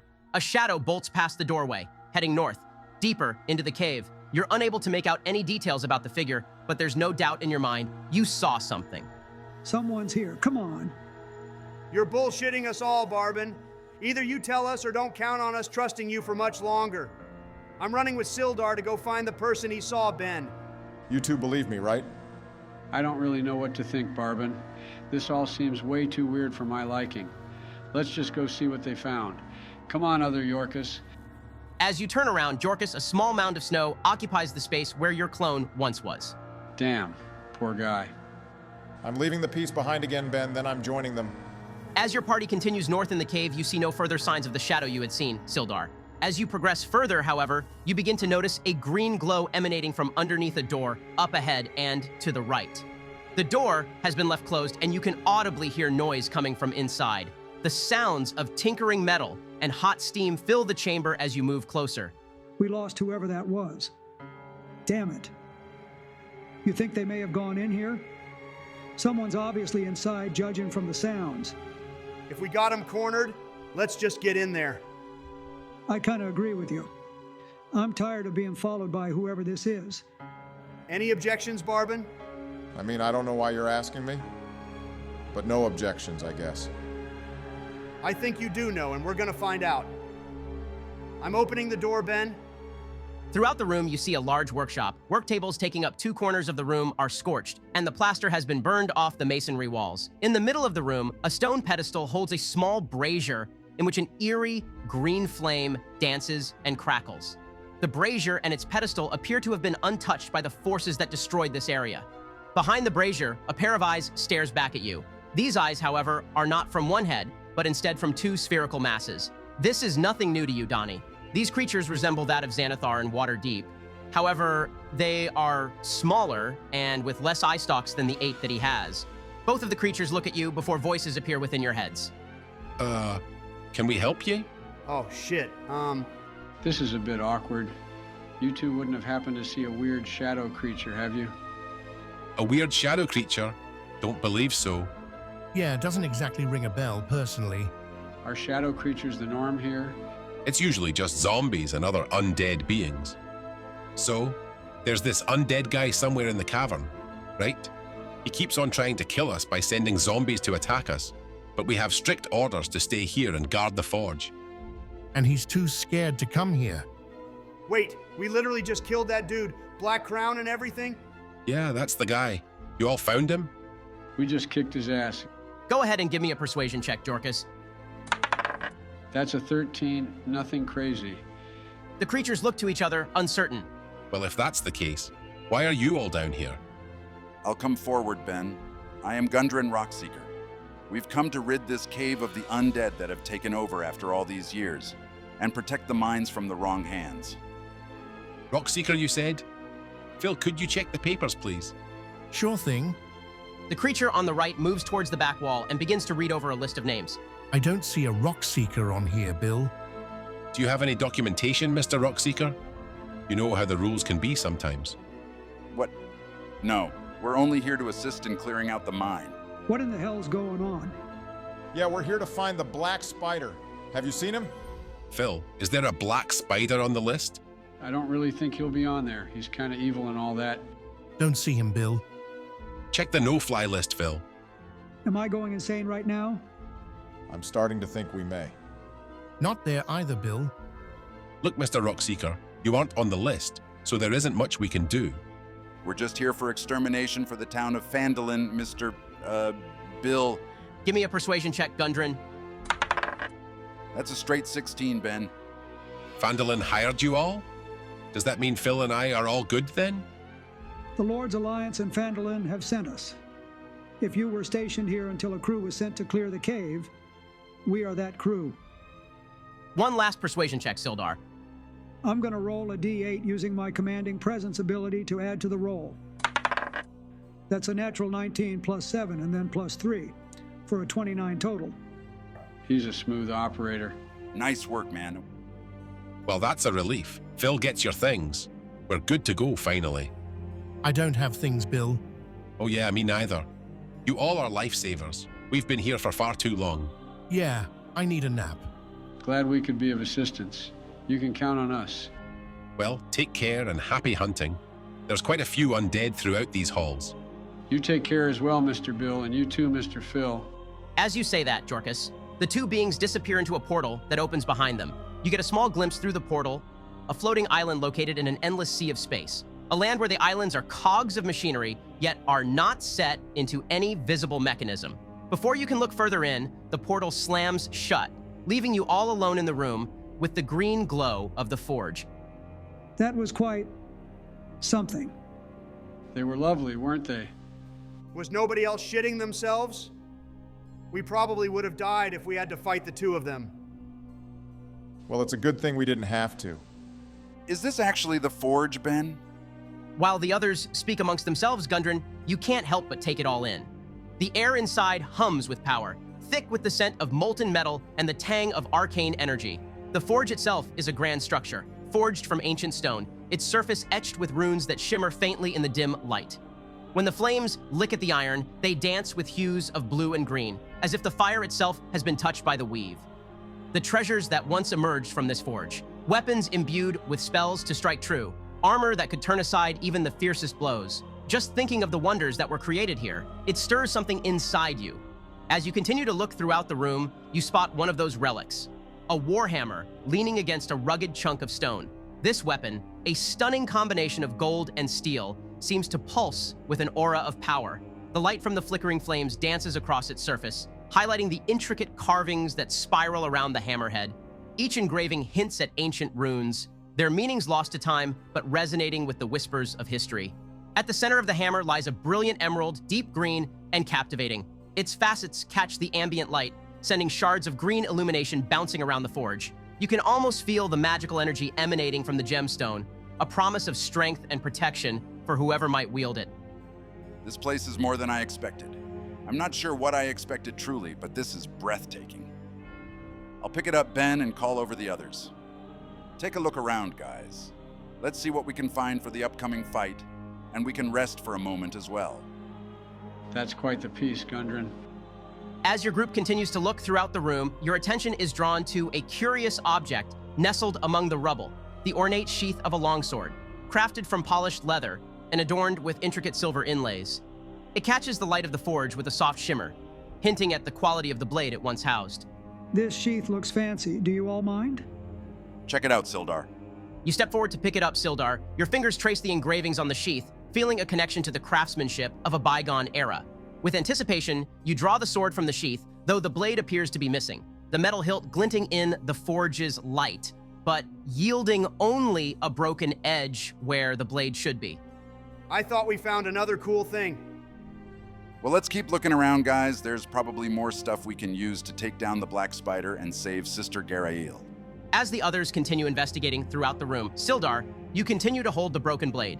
In a moment of breathtaking brilliance, a radiant beam of pure sunlight begins to extend from the hilt.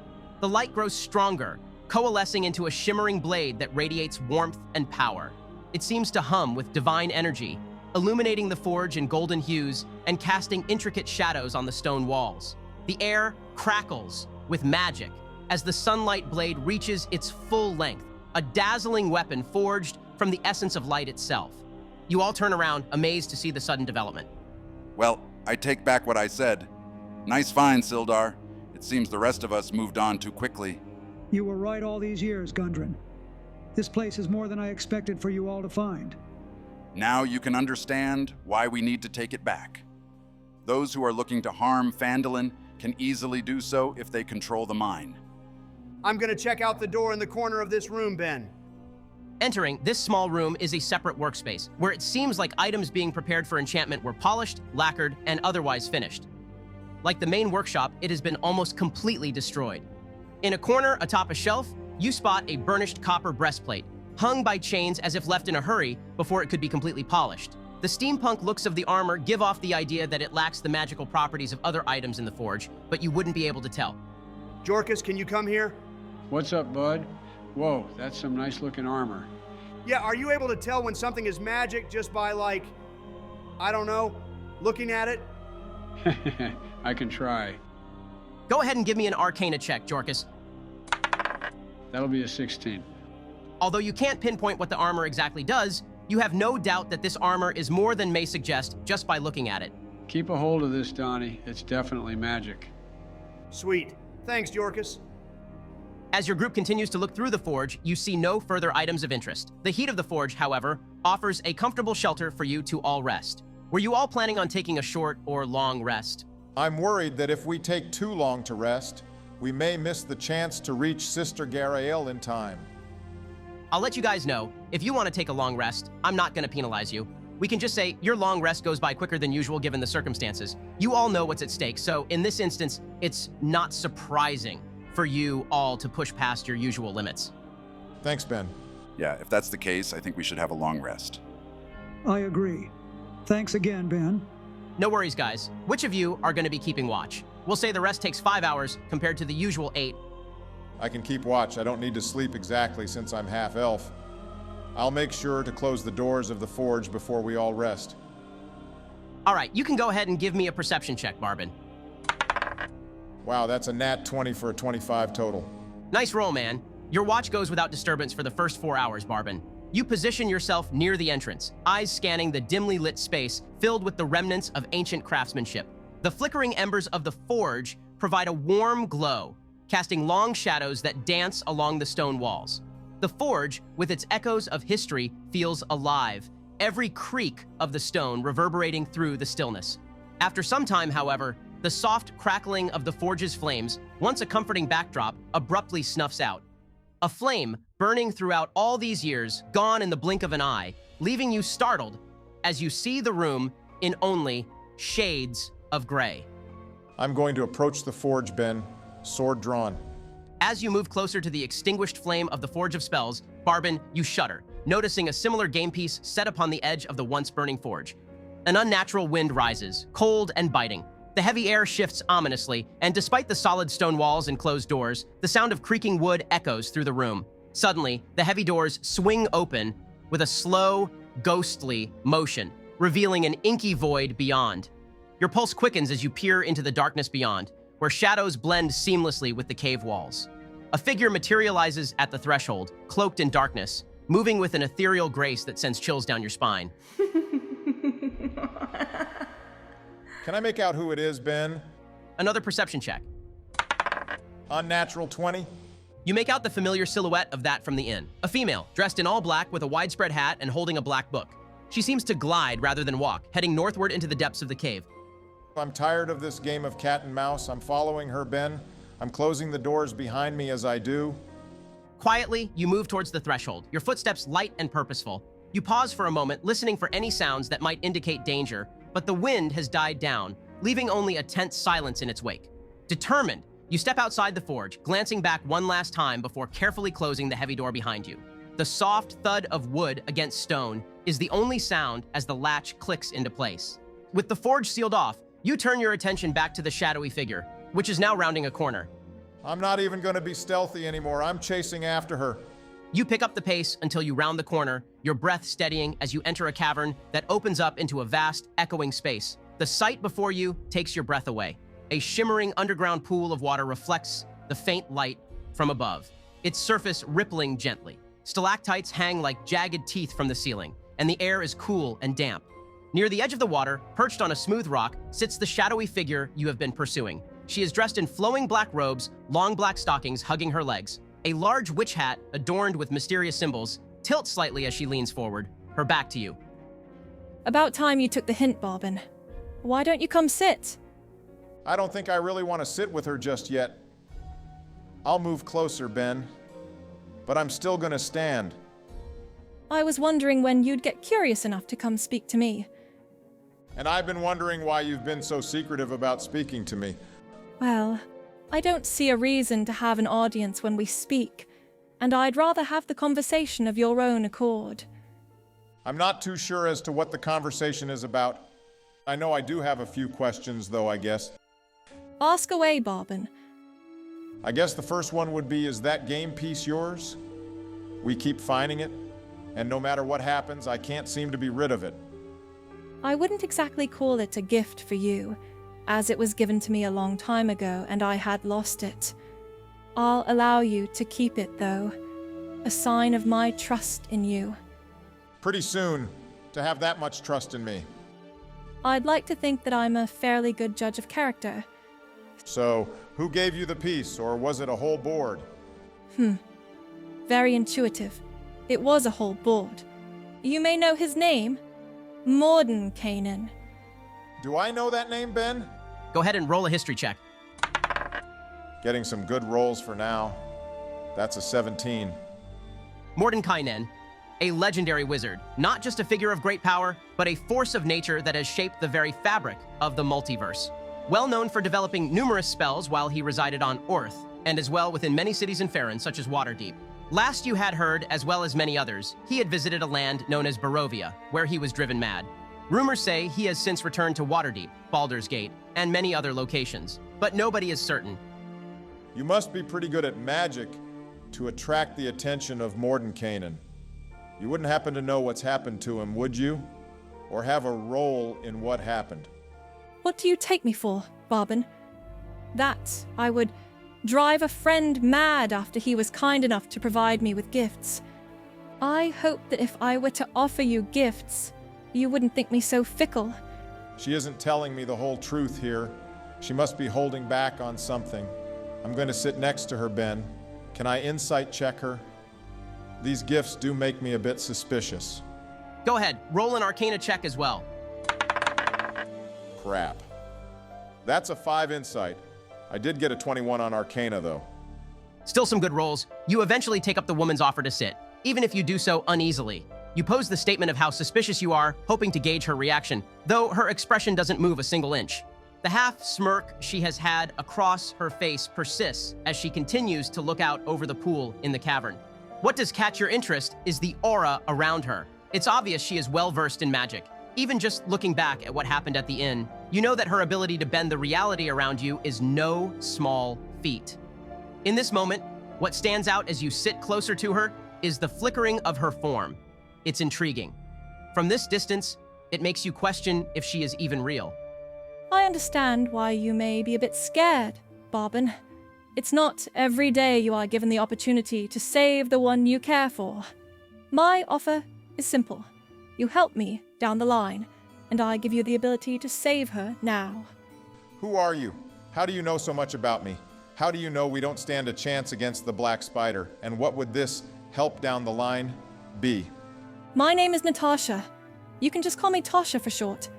Does her name ring a bell, Ben? Another history check. That's an 11. You've never heard of a powerful magic figure that goes by either name. And it's quite simple how I know so much about you and your friends, Barben. I just observe.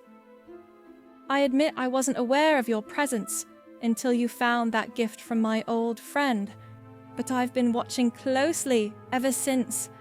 I also watched how Nesnar, or that Black Spider, as he likes to call himself, sent his pawns to kidnap the sister in the dark of night. Why didn't you do anything then? You may have noticed, Barben, I'm not exactly myself at the moment. Tasha reaches out to put her hand on your leg, but as she does, it phases through you completely. The flickering, even more obvious now, as she pulls her hand away. It relates to why I would need your help down the line, but it's a long story. I think you should tell me now, as well as why you don't think we stand a chance against the Black Spider. Go ahead and roll a persuasion check. That's an 8 this time. I know you don't stand a chance, and it's as simple as that. I'm telling you this because I need your help. I don't help people lightly, and I assure you, this is also to help myself. At least you're honest. What exactly would I need to help with?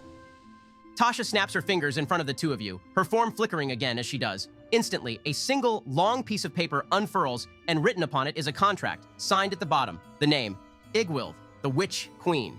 Take your time to look over it, Bobbin. I eagerly await your acceptance. Here's the contract for you to look over, Brock. Jesus Christ, this is a lot. Barry's getting himself an evil witch babe. Yeah, if that's me, I'm signing that thing instantly. If you guys read the contract, you probably wouldn't. Would I know exactly what she's offering, Ben? I think my character would decline it for the time being anyway. Go ahead and do an, we'll say history or religion check. Dang, man, that's only an 8 on religion again. From looking over the contract, you aren't exactly sure what you'd be getting yourself into. On one hand, Tasha seems very adamant that you and the rest of your party would need her help, but on the other hand, she has spoken rather directly that you would need to help her in return. I'll stand up from the stone. So, is it Tasha or Igwilv? Igwilv is for more politic-related topics. I would like to think of us as friends. At least, maybe eventually, if we end up helping each other. Maybe eventually. But I'm going to have to decline for the moment, Tasha. This seems like a lot, and I don't know if the risk is worth it. Suit yourself. But if I were you, I'd decide fully before it's too late. Good luck.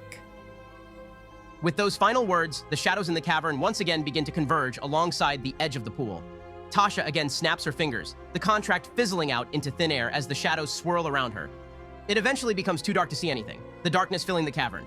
As it all subsides, she is already gone. I'll head back to the forge, Ben.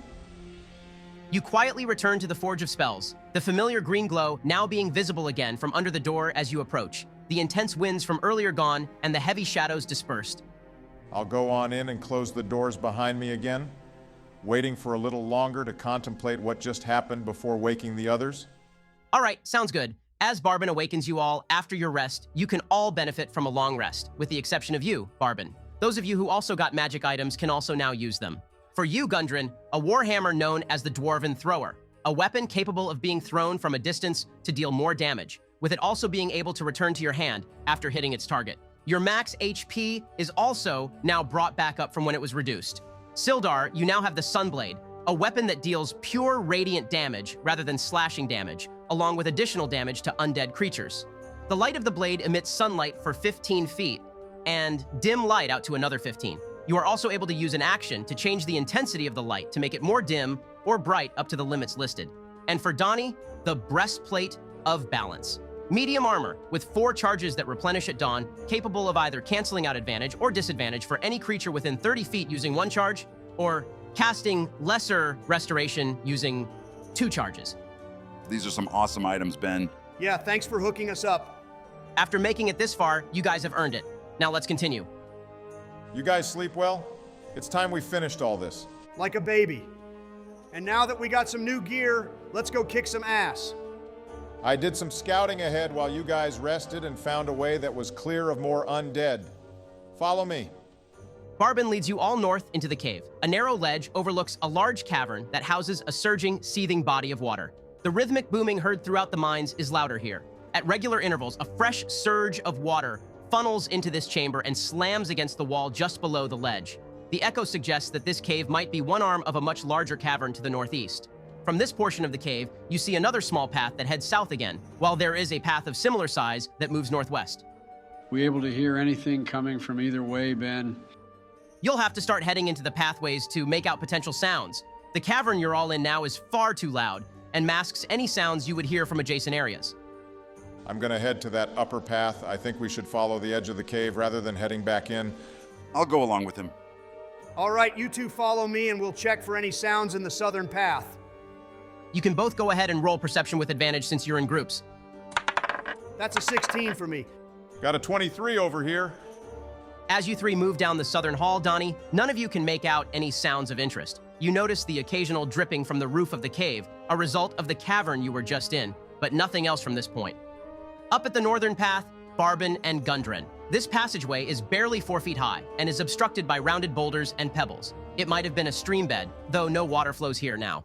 As you move further, you begin to hear noise. The sounds of stone breaking echo through the hall, though you have no line of sight yet from this point in the pathway. Well, it sounds like we're getting closer to where the black spider and his cronies are. Let's go. Let the others know. I'm gonna move a bit closer to take a look. Go ahead and I'll wait a bit further up ahead. All right, stay quiet for the time being. While Barbin goes to get them, Gundren, go ahead and roll a perception check and a stealth check. Crap. That's only a 4 on stealth and a 14 perception. As you move closer throughout the small, rock-filled path, you stumble as you near the opening at the other end. You fall to your knees, sending stones tumbling down a deep rift in this large open cavern.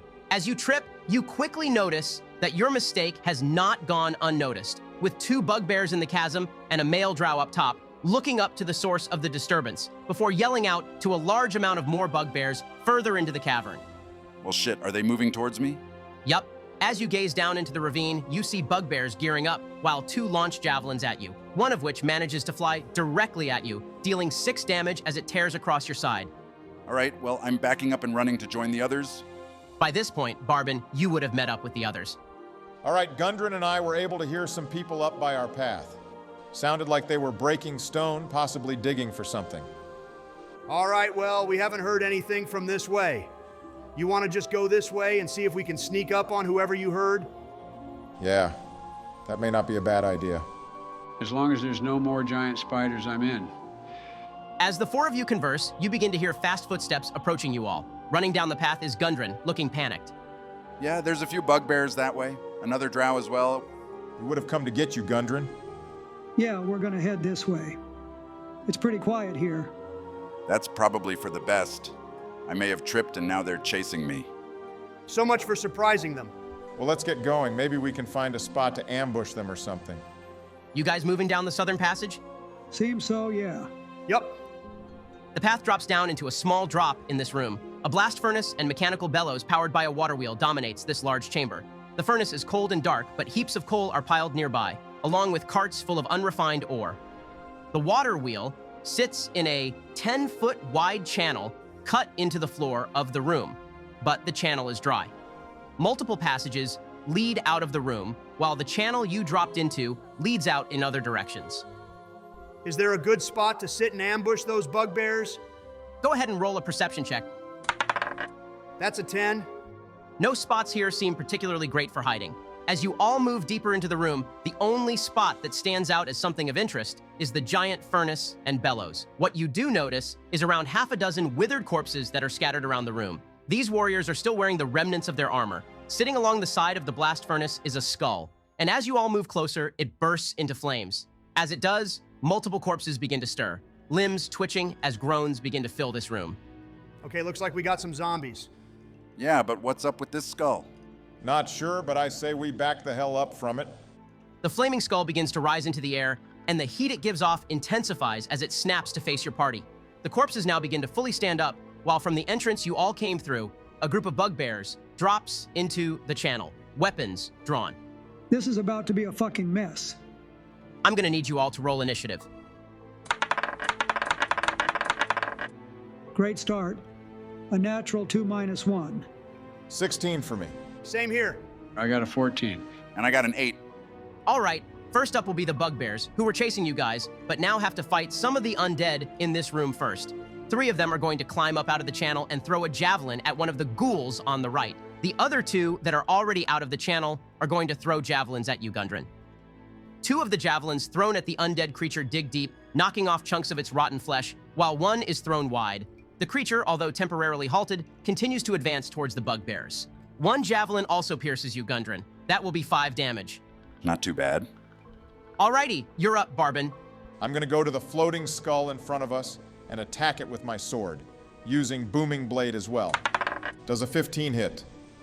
Although it typically would, a magical shield apparates in front of the skull as your blade is right about to slash across it. You are sent back as the magical force repels your attack.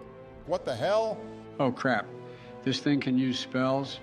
Well, since it used its reaction, I'm gonna be using my bonus action to dash up to this high ground area and then pass. I'm gonna go for this zombie near us first. For both of my attacks against this thing, that's a 21 and 22 to hit. Those will definitely hit. Roll some damage.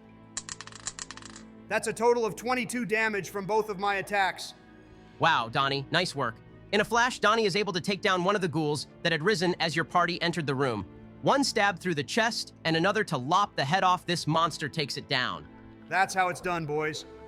All right, on the Flaming Skull's turn, it's going to float higher up into the air, around 15 more feet off the ground. As it does, its mouth opens up, and unless any of you have a counterspell, a small red bead of fire is propelled towards the center of your group.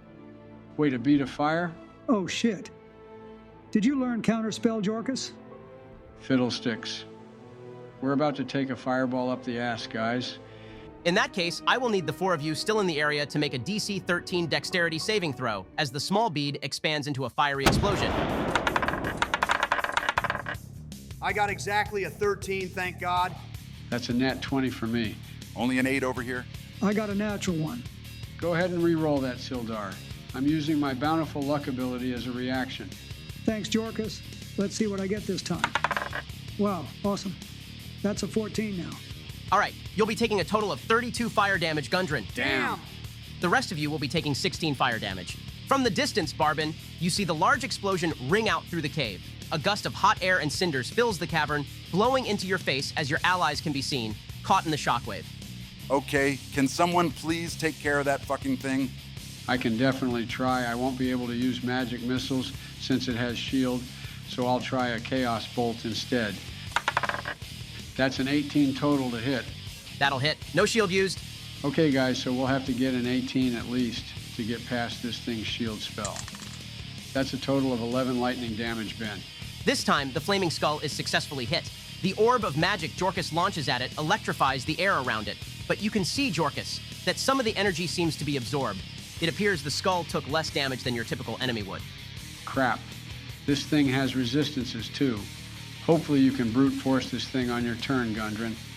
Well, before that, we have the ghouls up. One will be going for you, Donnie, while the other two are going to be going for the bugbears. The one going for you is far too sluggish, Donnie, and you are easily able to move out of the way of its claws. The same is true for one of the bugbears, though another one is unable to move out of the way. The claws of the undead monstrosity dig into the bugbear, and as he reels away, his joints begin to lock up as he appears to be paralyzed now. Paralyzed? All right, let's try to keep our distance from those things. Well, let me try to deal with this skull first. First off, I would like to rage. Then I'm going to run closer to the skull before launching my new warhammer at it. That'll be a 24 to hit, and that's some good damage rolls. A total of 18 damage from that hit.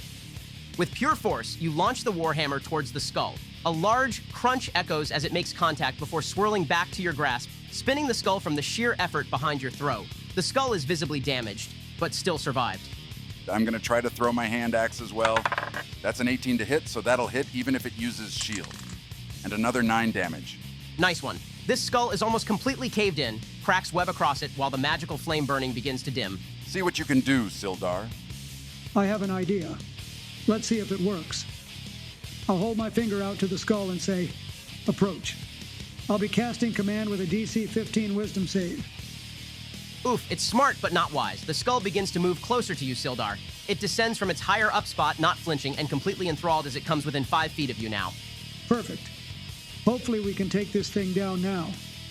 Nice work. All right, we'll have 2 bugbears throwing javelins again, while 2 more attack with their morning stars and swords. The 2 javelins are going to miss, their aim put off in an attempt to not hit their allies. Those 2 are going to move up and also pull out their melee weapons now. The 2 attacking up close both hit, with one being a natural 20. Both attacks deal heavy damage, with one of the ghouls being taken down as the bugbear smashes its head through. That bugbear that was paralyzed failed his save, so he will continue to be paralyzed as well. Okay, I'm gonna first be hiding as a bonus action before taking a shot at that skull to try to finish it off. That's a 15 on stealth. That'll work. Attack with advantage and sneak attack. Oh, hell yeah, that's a nat 20. Good shit, Barry. That's a total of 24 damage altogether. Nice shot, geez. The arrow you let loose flies perfectly to the skull. The final cracks along the skull imploding as your shot is the final nail in the coffin. The flames fully extinguish as the flaming skull crumbles to ash on the floor. There we go. Now finish off that ghoul, Donnie, and we can take care of these guys over here now. I'm taking both my attacks against this thing, Ben. That's a 14 and a 24 to hit. Those will both hit. Holy hell, those were some good rolls for both attacks. That's a total of 27 damage. Wow, yeah, this thing is torn to ribbons by you, Donnie. Within a matter of seconds, it goes from preparing to lunge at you to laying on the ground, absolutely devastated. If I were you, Donnie, I wouldn't get too close to that big group. Incoming magic mishap? Nope. This one is all planned. Everyone over there is going to need to make a DC 14 dex save, Ben. I'm casting a fireball of my own centered on all of them. Fuck yeah. Let's hope this wipes them all out. Wow, those rolls were atrocious. The only one to succeed was the ghoul, and he's on the brink of death anyway. Well, then you better get your cool guy shades on, gentlemen, because I rolled a total of 38 fire damage on that. Damn. Even better than the skulls. Wow, yeah, that'll definitely do it. Go ahead and roll wild magic as well. Oh crap, it happened again. Looks like it is time for a magical mishap. Everyone find cover.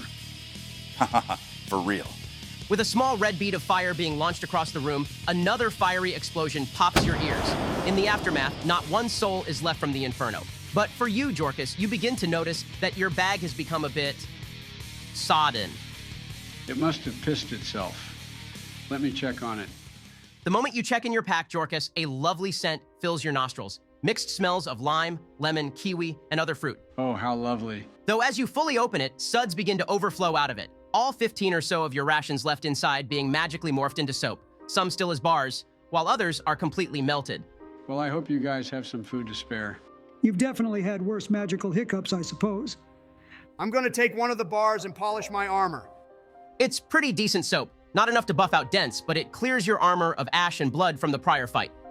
If you guys need some extra, I got you, I guess. So, should we continue on? That channel probably leads out to the ravine we saw, Barbin. Maybe it's best we go this way instead to go around, just in case more people are there. I think we should maybe take a short rest, too. I'm really hurt from that fight, actually. I wouldn't mind that. If we're getting close to the Black Spider, it's probably best for us to make sure we're all set. All right, you guys can spend an hour here, resting if you wish. Let's look ahead first before we stay here. We made a lot of noise. I wouldn't be surprised if some more undead come along. All right, let's go to the next area and check it out. Up along this path, you are given the choice to either go down a staircase, heading further south, or continue straight where a door is. We don't want to go further south, right? No, we're trying to go north. That's where they were stationed earlier. I'm gonna listen in on the door, Ben. Perception check.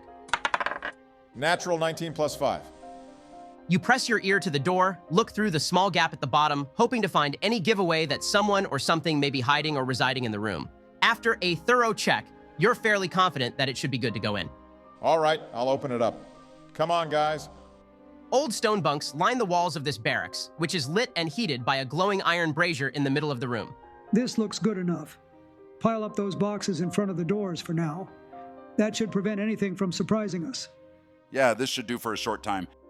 After stacking boxes up along the doors, you are all able to get a short rest after the fight. Some of you spend some time cleaning your armor, while others close their eyes to wind down for just a moment. During this time, you hear her voice in your head, Barbin. Almost there. She's waiting for you, hoping you'll come. Is Tasha anywhere in the room, Ben? Perception check.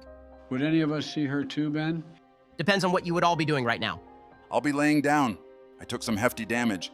Same here. I'll probably be using that soap still.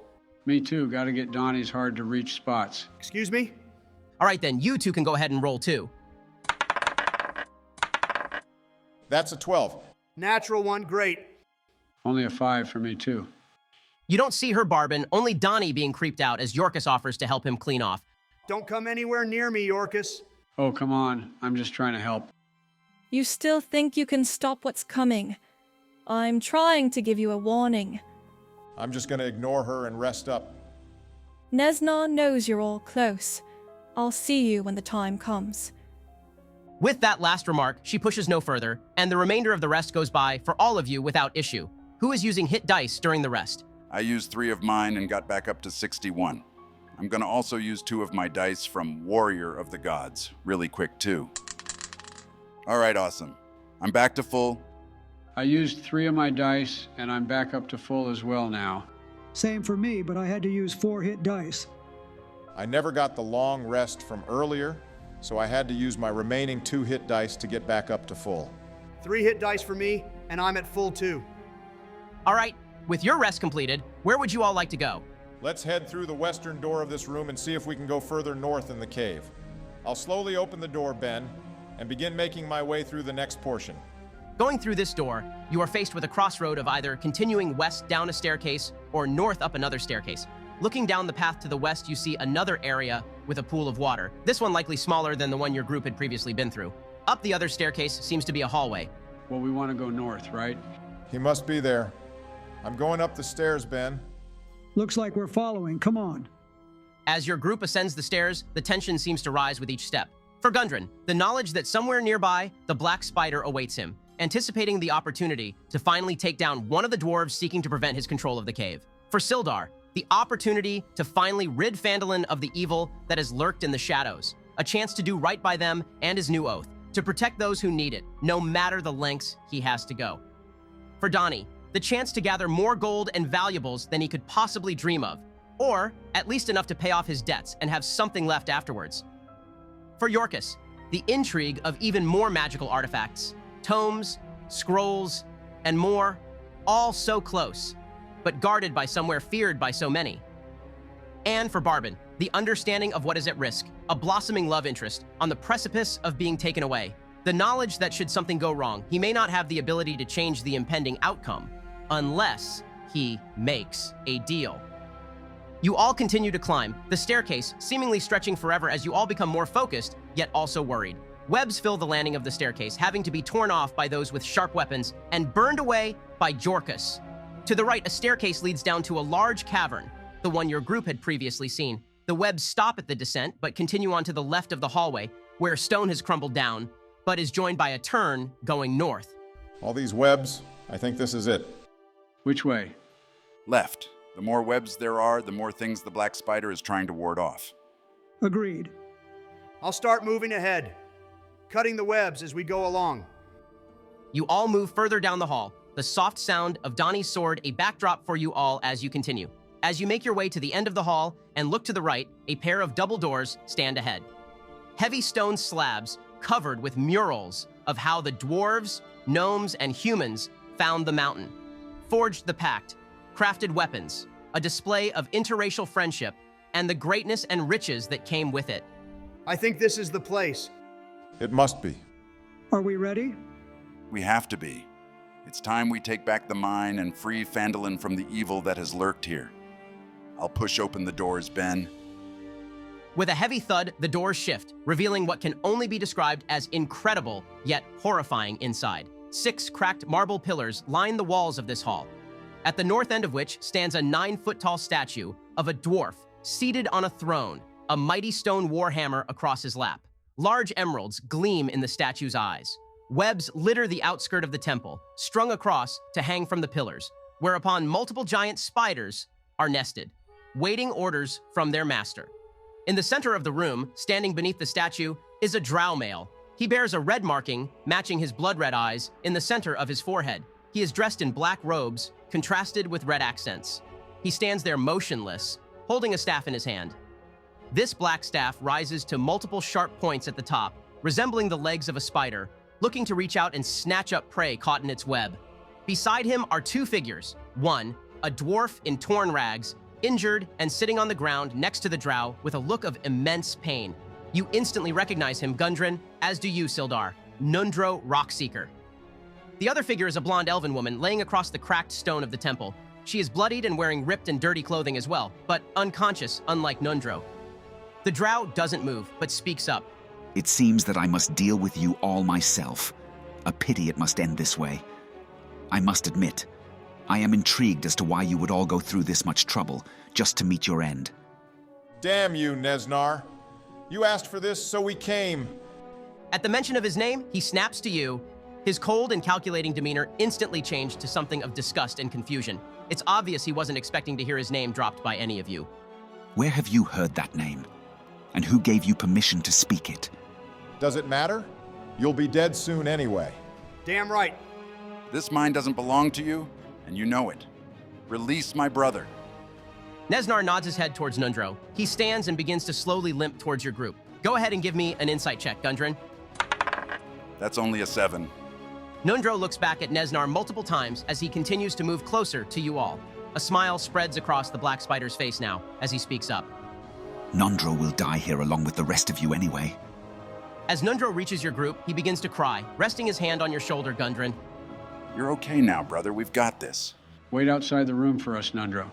We'll take down the black spider while you rest. The crying from Nundro slowly changes to a laugh. Before you're able to react, Gundren, his form shifts, revealing a gray monstrosity. Oh, fuck! It's like that drow lady. The journey has been long for all of us. The mine has been rough on all of us. You think you know me, but I know more about you than you could ever imagine. I watched your every step, know your every move. You are fools, you know nothing, and you shall die like you lived in darkness. With that, the doppelganger reels back and slams his fist into your gut, Gundren. That's a natural 19 to hit, and that will be a total of 20 bludgeoning damage. Fuck. All right. With that, I need you all to roll initiative. You'll be surprised, Gundren. And good luck, gentlemen. This is it, boys. That's a 10 for me. Got a 6. Only a 7. 13 for me. Same here. All right, first up will be the spiders along the columns. The clicking of legs fills the temple as they skitter closer to all of you. The two closest spiders climb along the roof of the temple, sending webs of silk towards both Donnie and Sildar. While the web being launched towards Donnie is just a bit short, the one for Sildar clings to you, wrapping around your armor and constricting your movements as you are now restrained. The remaining spiders stick to the shadows and webs on the floor, waiting for the right moment to pounce. Neznar points towards you, Gundren. You will die here, dwarf, and you won't even be able to see it coming. I need you to make a DC 14 con save. Crap. Natural 1. Can I see what he's casting, Ben? Go ahead and give me an Arcana check. It's a level 2 spell, so the DC won't be too high. 17. Green and black arcane runes are written in front of Neznar as he points to Gundren. You can tell he's attempting to blind him. Okay, yeah. I'm gonna use my bountiful luck. Re-roll that, Gundren. That's a 19 now. Good looking out, Yorkus. Damn halfling, you will die here as well. Don't delay the inevitable. I'm gonna go fight this spider in the corner. I don't want us all getting webbed. That's a tainted 20 to hit and 14 damage. Nice. A slash across the spider's legs leaves it injured and screeching, though it looks ready to retaliate, poison dripping from its fangs in anticipation. I'm going for this ugly thing again then. Is 13 going to hit? This time your swing is put off. The spider lunges at you, leading to you having to pull back lest you be bitten in the attack. Okay, let me see what I can do while I'm in these webs. I'm going to use Dreadful Aspect Ben.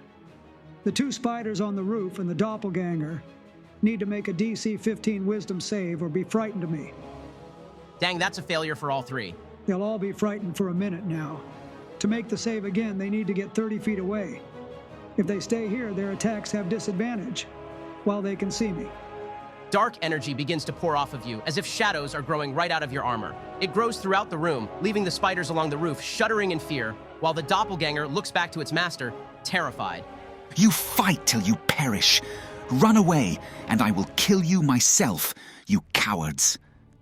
At the end of your turn, Sildar, Neznar then sends a bolt of frozen energy at one of the spiders, a sign that he will not be ignored. The cold coalesces along the carapace of the spider, it hissing and again looking towards you, Sildar.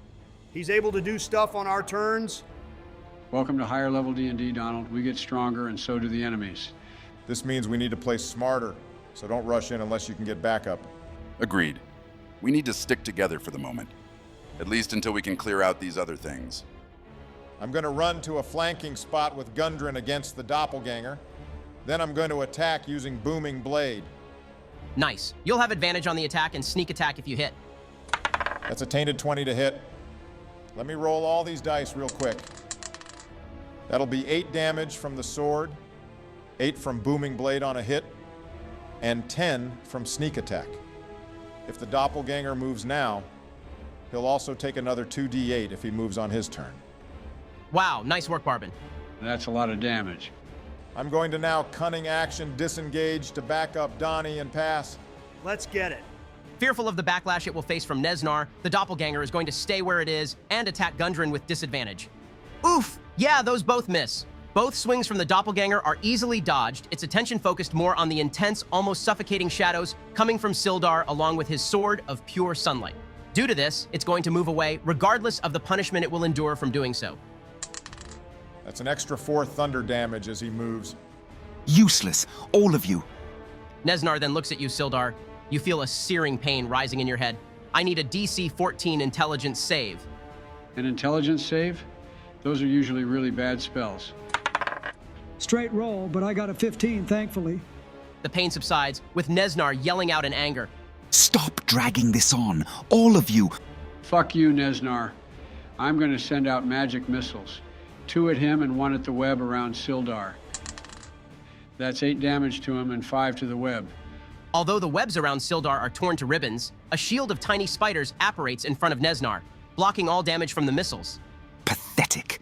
You expect such a paltry spell to work against someone of my stature? This guy's pissing me off. I'm about to go beat his ass. Before you can do that, we have the spiders up again. One of the spiders on the roof is going to move away in fear, ignoring the commands of Neznar. The other is going to drop down and attempt to bite you, Sildar. Another spider dashes out of the shadows at you as well, while the one on Donnie attempts to bite him. One spider manages to sneak past your armor, Sildar. One smaller than the others, though still packing a punch. The spider on you, Donnie, gets a natural 20 to hit. Damn. I need you both to make a DC 11 con save. 16 for me. Only a 7. That's 11 damage to you, Sildar, the small spider finding a spot in your armor where it can sneak by and dig in deep. That's 18 damage altogether to you, Donnie. This spider is obviously the biggest of the bunch, and you can feel it. The poison surges through you, causing your heartbeat to pick up and your senses to become jumbled. I'm going to use Hellish Rebuke on that spider. That's 11 fire damage, half on a DC 15 dex save. That's a failure, the spider's legs catching on fire as you curse it upon being bitten, causing it to pull away in fear. You'll die just like Gralmir did, Gundren. Pathetically.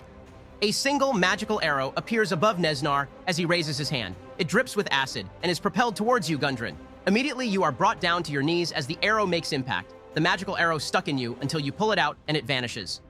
Your hand burns just from pulling it out, and a hole in your side is left burning as you take 28 acid damage. Holy shit.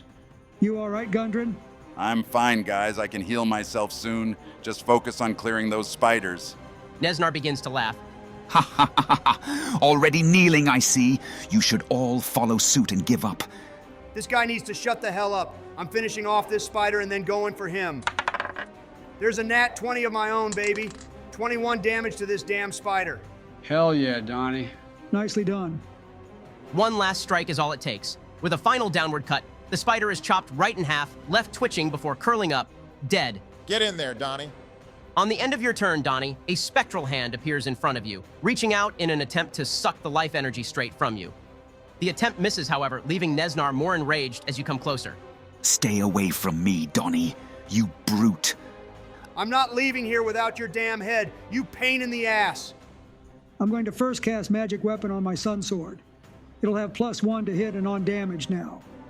Now I'm going for the injured spider. Not a crit like you guys, but a 19 to hit. Nice max damage, 13 radiant damage. The spider you strike is set ablaze. Unable to fight back, it is turned to dust, right in front of you as the other spider prepares to now flee. I'm not giving it the chance, at least not easily. Another 19 to hit, and 7 radiant damage this time. This thing is in terrible shape now as well, the burns from the sunblade left across its entire body, with its legs buckling under the pain. Oh yeah, Ben. Those enemies can make that save again. I forgot about that. Let me roll for them really quick. All right, the doppelganger saves, but the spider is still frightened. At the end of your turn, Neznar yells out. You think highly of yourself for killing these weak creatures? I'll show you what strength is. He then begins to rise into the air, a magical blue aura underneath his feet as he starts to fly 10 feet into the air. You would call us cowards, Neznar? Hiding behind a fake name and running from a fight?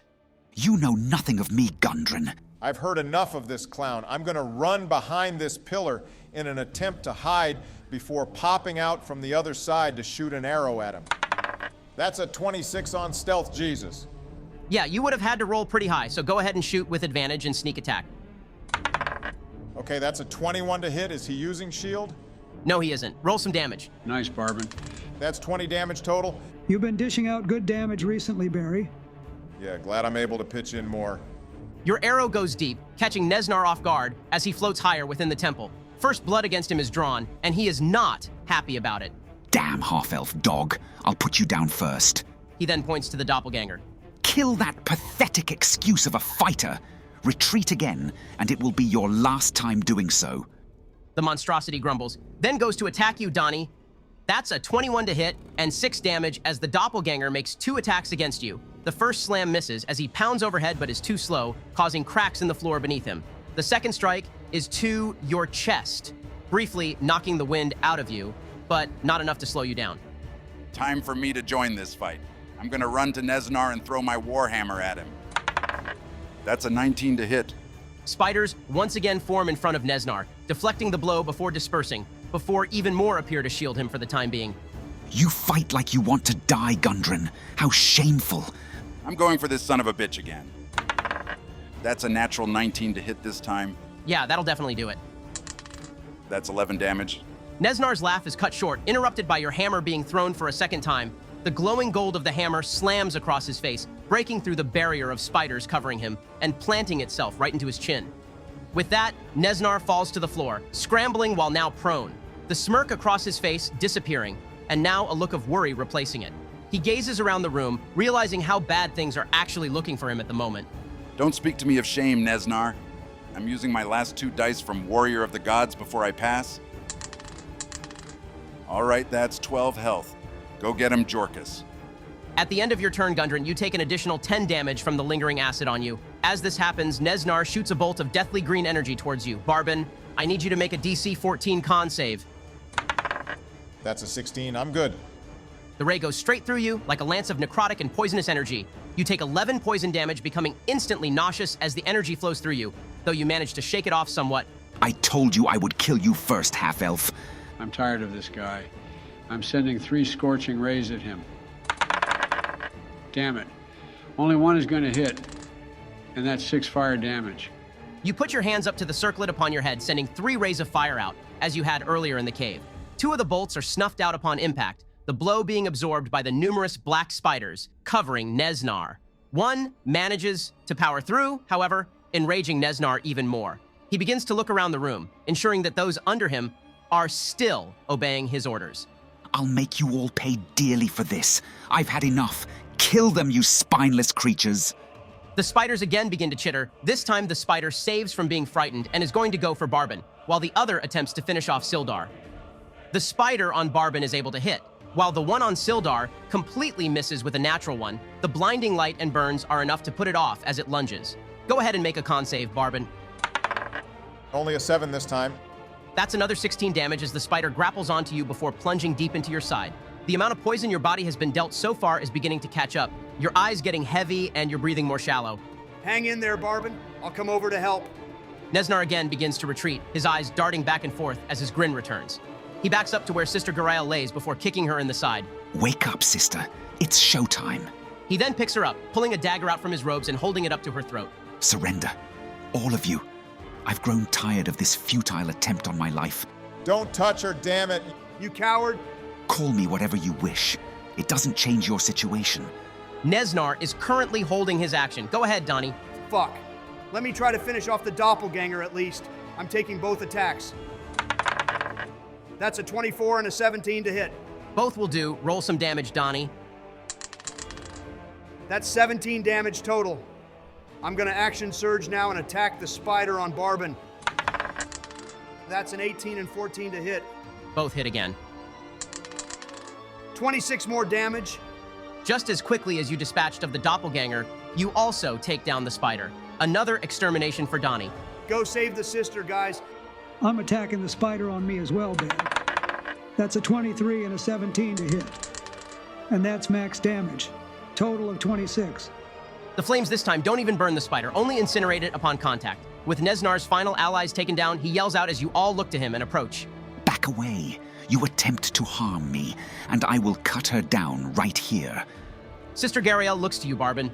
No words, only tears streaming down her face as she stands, held in front of Neznar. Enough of this, Neznar. You've lost. Put her down. She has no part in all of this. I don't care. Failure is not an option for me. The Queen has set me upon this mission, and to fail is a fate worse than death. Then how about we kill you now and get it over with? Neznar looks around, his grip loosening on Sister Garael. We can give you an honorable death, if that is what you wish for. Persuasion check, Sildar. I'm adding my commanding presence to the roll. Shit. That's only a 14. Probably not enough in this situation. He lets go of Sister Garael, looking between all of you, as she slowly steps forward. I'll go to her, Ben. In a warm embrace, the sister falls into your arms, her blood dripping across your arm as she softly says, "Thank you." Just as pathetic as I thought. You take 11 damage, Barbin, as Neznar stabs his sharp staff through the gut of both you and Sister Garael. No, he couldn't. Damn it! I'm ending this! I'm raging and throwing my hammer at him twice, Ben! No need to roll. Neznar isn't trying to defend himself at this point, just take someone down with him. Reality seems to warp in your head, Barbin. A sick, twisting feeling wells up inside you. In your hands, you hold the lifeless body of Sister Garael, Neznar's staff, impaling both of you, connecting you two together one last time. You go tunnel-visioned, seeing only the blurs of combat in the background as Neznar is beaten to a pulp by the combined efforts of Sildar, Donnie, and Gundren. Jorkus steps back, unsure of what the right course of action could possibly be at this moment. The sounds of metal on flesh, the only backdrop as you begin to cry, your eyes welling up with tears that softly plop one by one onto her golden blonde hair. But then, you hear another sound, Barbin. This one, in your head. It echoes as if you were in an empty room. No companions, no enemies, and nobody to hold within your arms. I warned you, honey. I tried to help. Shut the hell up, would you? You all see Barbin drop to the floor, the staff still impaling him as he yells out to someone not even there. And where Neznar once lay, spiders begin to crawl out of cracks in the wall. Shadows lining the room start to leech onto him, screams beginning to echo throughout the temple. What the hell is going on? I have no idea. Back the hell up. Barbin, we need to move. He doesn't respond, Yorkus, let alone even react to your hand on his shoulder. You know this fight isn't over, right? What else is there to fight for? Open your eyes, Barbin. The Queen of Spiders is not pleased with Neznar's work. He'll kill you all, just as he did her. Unless... Just give me the damn paper. In front of all of you, a woman appears, dressed in all black and holding a long piece of paper along with a knife. Who the hell is that? Would we have any idea who this is? History check. It'll be a high DC. Only a 12th. I'm not even gonna bother. There's no way I would know. I only got an 8. None of you have the slightest clue who this is, why she is here, and what she is doing holding a paper and blade in her hand. The woman pokes her finger with the blade before placing it onto the paper. Both items then float out of her hands to Barbin. She looks to the swarm of spiders now covering Neznar, screams becoming louder, and now, from where his dead body lay. What the fuck is going on, Gundren? This is your cave. I have no idea, guys. You all watch as a smirk grows wider and wider across the woman's face as she continues to levitate a few inches above the ground. The more Barbin contemplates his decision, looking to Sister Garael, the louder you hear her soft giggle grow before he removes the staff from their chest and sets her on the floor. You'll bring her back? She shakes her head, yes. I'll poke my finger with the blade and imprint it on the paper. What the hell are you doing, Barbin? At this point, you're having to yell just to make your voice loud compared to the screams reverberating throughout the temple now. I'll look to Jorkus, but not say anything as I hand the paper and knife back to Tasha. I knew you'd make the right decision, eventually. You just needed some nudging, it seems. She places her hand through your chest, Barbin, and you feel a surge throughout your body, mind, everything. Scattered pieces of history flood into your mind. Arcane abilities you never even knew existed become known to you. You feel the very essence of who you are being altered, as if Tasha is taking whoever you once were and replacing it with something better, something smarter, something stronger, something you never thought yourself capable of.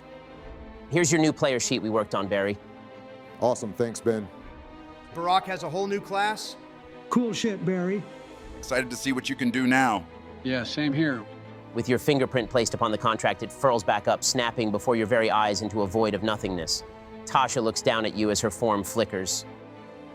The rest is up to you now, Barbin. Use my gifts wisely, and I will speak to you again soon. With that, she looks to the rest of you as well, wishing you luck as well before vanishing into thin air. The swarm of spiders over Neznar growing louder and louder. What are you all doing? I'm gonna pick up his staff and back up to the others. What the hell just happened, Barbin? And who was that lady? She's helping us. We don't have much time, so if you can heal, do it now. I'm using my second wind, Ben. I'm going to cast Cure Wounds on Barbin. That's a total of 18 health. Then I'm going to use 20 of my Lay on Hands pool for Gundren. Appreciate it, bud. I think we all need to back up. I don't know what the hell is going on with him. She said that the fight isn't over. How is he not dead? The screams grow louder throughout the temple as a voice breaks through. Forgive me, Lolth. I beg you for mercy. You would all know the name, the Queen of Spiders, the Weaver, the Queen of the Drow. In a society dominated by females, failure for a male drow leads to a fate worse than death, as Neznar mentioned. As punishment, he is transformed. An abomination begins to form within the pile of spiders. More crawl out from corners of the wall, as if they spawn within the shadows as Lolth wills it. They go to him, weaving webs, biting and stinging as he continues to yell out in agony. Giant legs form in the mass of spiders. As the screams grow louder, a large spider-like body steps out from the mound of smaller spiders. The screaming now subsided as a spider, now towering over you, crawls out. Atop the spider-like abdomen, you see the body of Neznar, his face covered to hide the shame of his failure. His legs now replaced with 8 spider legs, each plated in armor, with a sword in his hand dripping with a vile poison that burns the very stone and the spiders it drips onto below him. More giant spiders emerge from the shadows following Neznar's command. The fire lighting the room going out, shrouding the room in darkness, lit only by the light of Sildar's sword. Lolth has provided me with one last chance. I will not fail her again. The spiders surge forward, each one with hate in each of its 8 eyes, fueled by the resolve to defend the honor of their undying queen. They each shoot webs towards your group, 2 of the strands being either cut and sliced before they can take effect, or dodged. One web does manage to entangle you, Donnie, the spiders, and Neznar cackling as you become an easy target. Don't worry about me, guys. Just try to handle these spiders as quickly as possible. Struggle all you wish. My queen has given us new purpose. From the tip of Neznar's sword as he points it over the space above your group, arcane glyphs are inscribed, poisonous green in color, and pulsing with power as he chants throughout the temple. Can I tell what he's casting? Make an Arcana check. That's a 15. Does that pass? Just a bit too low. All right, I'm going to use one of my D4 from Pact of the Talisman to add to the roll. That's a 17 now. Nice, that'll do. You dig deep into your mind, searching through any resemblance of any spells you have learned over time and from the knowledge Tasha provided you. You eventually determine he is attempting to cast Cloud Kill, a 5th level spell. Jesus fuck, please tell me you have counterspell now that you're a warlock, Barry. You're goddamn right I do. I'm going to attempt to counterspell Ben. Hell yeah, good shit, Barry. You're going to have to roll to counter it since it's a higher level. It'll be a DC 15. Roll a D20 and add your spellcasting modifier. Oh, shit. You got this, man. Fuck yeah, that's an 18. Nice. As a cloud of noxious green smoke begins to form above your heads, Barbin reaches out to Neznar. Blue energy shoots across the temple, and before the incantation is able to be completed, the glyphs in front of Neznar crack, the spell fizzling out as Neznar yells out in a rage. Damn you! Damn you all! I will not fail her again. Even after death, this guy's still pissing me off. I'm going to slice these webs off me and then go for the spiders nearby. That's a nat 20 on the webs. Don't even bother with damage. Your sword cuts clean through the silk, a temporary barrier that you easily overcome in this situation. Good. Now that's a 21 to hit on the closest spider and 15 slashing damage. Wow, nice. This spider is already in really bad shape. Your sword leaves it limping with multiple legs already cut clean off in your single attack on it. That's how we do it, boys. Go kick some ass. I'm going for the spider near me, too. I'm also still concentrating on magic weapon. That's a 14 and a 25 to hit. Those both hit. Roll that damage, Sildar. That's 18 radiant damage. The bright light from the sunblade shines even more in this darkness. As you move closer to the spider and Neznar, they both wince in pain and fright. It's obvious that the light from your blade has some sort of impact on him. As they both shriek from the blinding light, you slice across the spider. Just as Donnie nearly brought one down, this spider is also on the brink of death already, its legs cracking and abdomen bleeding. This is the end for you, Neznar. Silence! At the end of your turn, he moves away from the light, firing a ray of green energy at you similar to the one he sent at Barbin earlier. Make a DC 15 con save, Sildar. Only a 9. All right, you take 8 poison damage from the green ray of energy and are poisoned until the end of Neznar's next turn. You need help, Sildar? I'm all good. Try to finish the one on Donnie. I also passed my concentration check. All right, Ben. I'm using my bonus action to cast Hex on the spider attacking Donnie. I'll be giving it disadvantage on strength checks, and I'm going to send 2 Eldritch Blasts at it. That's a 16 and a 17 to hit. And including the Hex damage, that's 14 force damage and 7 necrotic. Red lightning crackles in Barbin's palm as he runs throughout the temple. In quick succession, 2 blasts of energy are sent to the spider, like javelins of pure force. With each impact, the spider is sent flying backwards, splatting against the wall before Donnie can finish it off. Now that is how it's done, Donnie. I'm moving behind this pillar and passing. Do not touch her children. You will die for your transgressions. Neznar lunges down to you, Donnie, in an attempt to slice across you with his poisoned blade. That's a natural 20.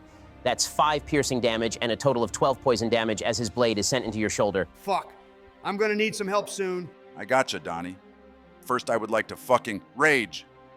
Then I'm going to run to Neznar while throwing my hammer at him twice. That'll be a dirty 20 and a natural fucking 20, boys. Hell yeah. Good shit, man. The crit is going to hit. As the first hammer is sent at Neznar, he conjures a magical purple hazy arcane shield to block your attack. The second attack manages to break through, however, slamming into the spider body of the desecrated Neznar. So we need to get over a 20, it seems, or he'll shield. Or we can just keep breaking his fucking shields. That's nearly max damage on the crit, holy hell. That's 35 bludgeoning damage from 1 hit. Why won't you all just die? She commands it. We don't give a shit what your queen wants. It's time to pull out the cheese, boys. I'm twin casting haste on Gundren and Donnie. Oh, hell yeah. Let's beat some ass. Then I'm running back to hide by Barbin. I don't want to lose concentration on this. The spiders are up now, but they both miss even with you being poisoned, Sildar. That's a pretty quick turn for them. Neznar, now enraged that how useless the spiders have been, screams out, Enough of this! Useless pawns! Freezing mist begins to form around him as if a shield of Arctic cold has developed from every corner of the temple, each inch of moisture being drawn to him. The cold mist turns to flames of pure blue arcane energy, even just being close to it, enough to freeze the blood on your armor and skin. I don't care how much it hurts. I'm staying right where I am to finish off this spider and Neznar. I'm using Fighting Spirit first to gain some HP and then attack with advantage. You'll have advantage on all 4 of your attacks, Donnie, including the haste ones. That'll be a 19 and 21 to hit against the spider, and a total of 26 damage. Wow, nice. Filled by energy from Jorkis' spell, you're able to take down the spider in a quick flurry of attacks. It attempts to fight back during the onslaught, but is unable to even make a comparable effort before it is littered with wounds. Nice work. Now let's take this guy down. That's a 17 and a 24 to hit on Neznar. All right, the 24 will hit. For the first attack, he brings back his shield to block. That's 10 damage to Neznar. You take 7 cold damage, Donnie, as the blue flames stick to you as you swing at Neznar, each hit sending a small burst of fire in your face. Finish off that spider and come join us, Sildar. You got it. This poison will be gone now, too. All right, that's a 22 and 19 to hit, for a total of 15 radiant damage. With 2 more slashes, the spider is reduced to nothing but ash, joining the pile growing from the previous spiders that met the same fate. Neznar yells out in pain as you move closer to him, the sunlight seemingly burning him. At the end of your turn, he is also going to move to attempt to get an angle on Jorkis in the corner of the room. Both Sildar and Donnie, you get opportunity attacks. Mine's gonna miss. I got a 24 to hit and another 12 damage. Neznar shrieks as you again slice into him with the blue flames flickering and dying out, though not before bursting back at you, dealing another 10 fire damage. He then points his sword out to Jorkis, and from it, 4 rays of fire are launched at you. That'll be an 8, 19, 21, and 26 to hit. All right, I'm going to use my staff to use shield as a reaction, buffing my AC by 5. You conjure your own magical shield quick enough to withstand some of the fire Neznar launches at you, though 2 rays manage to break through with enough force. That is 13 fire damage. Crap. That's a failure on my concentration check. Gundren and Donnie are going to be incapacitated for a turn since haste dropped. No worries, Jorkis. You still got that scroll? Oh yeah, I do. Make sure you guys keep your distance before my turn. You got it, Jorkis. I'm going to hex Neznar and fire 2 Eldritch Blasts at him. All right, one of those will hit with a 23.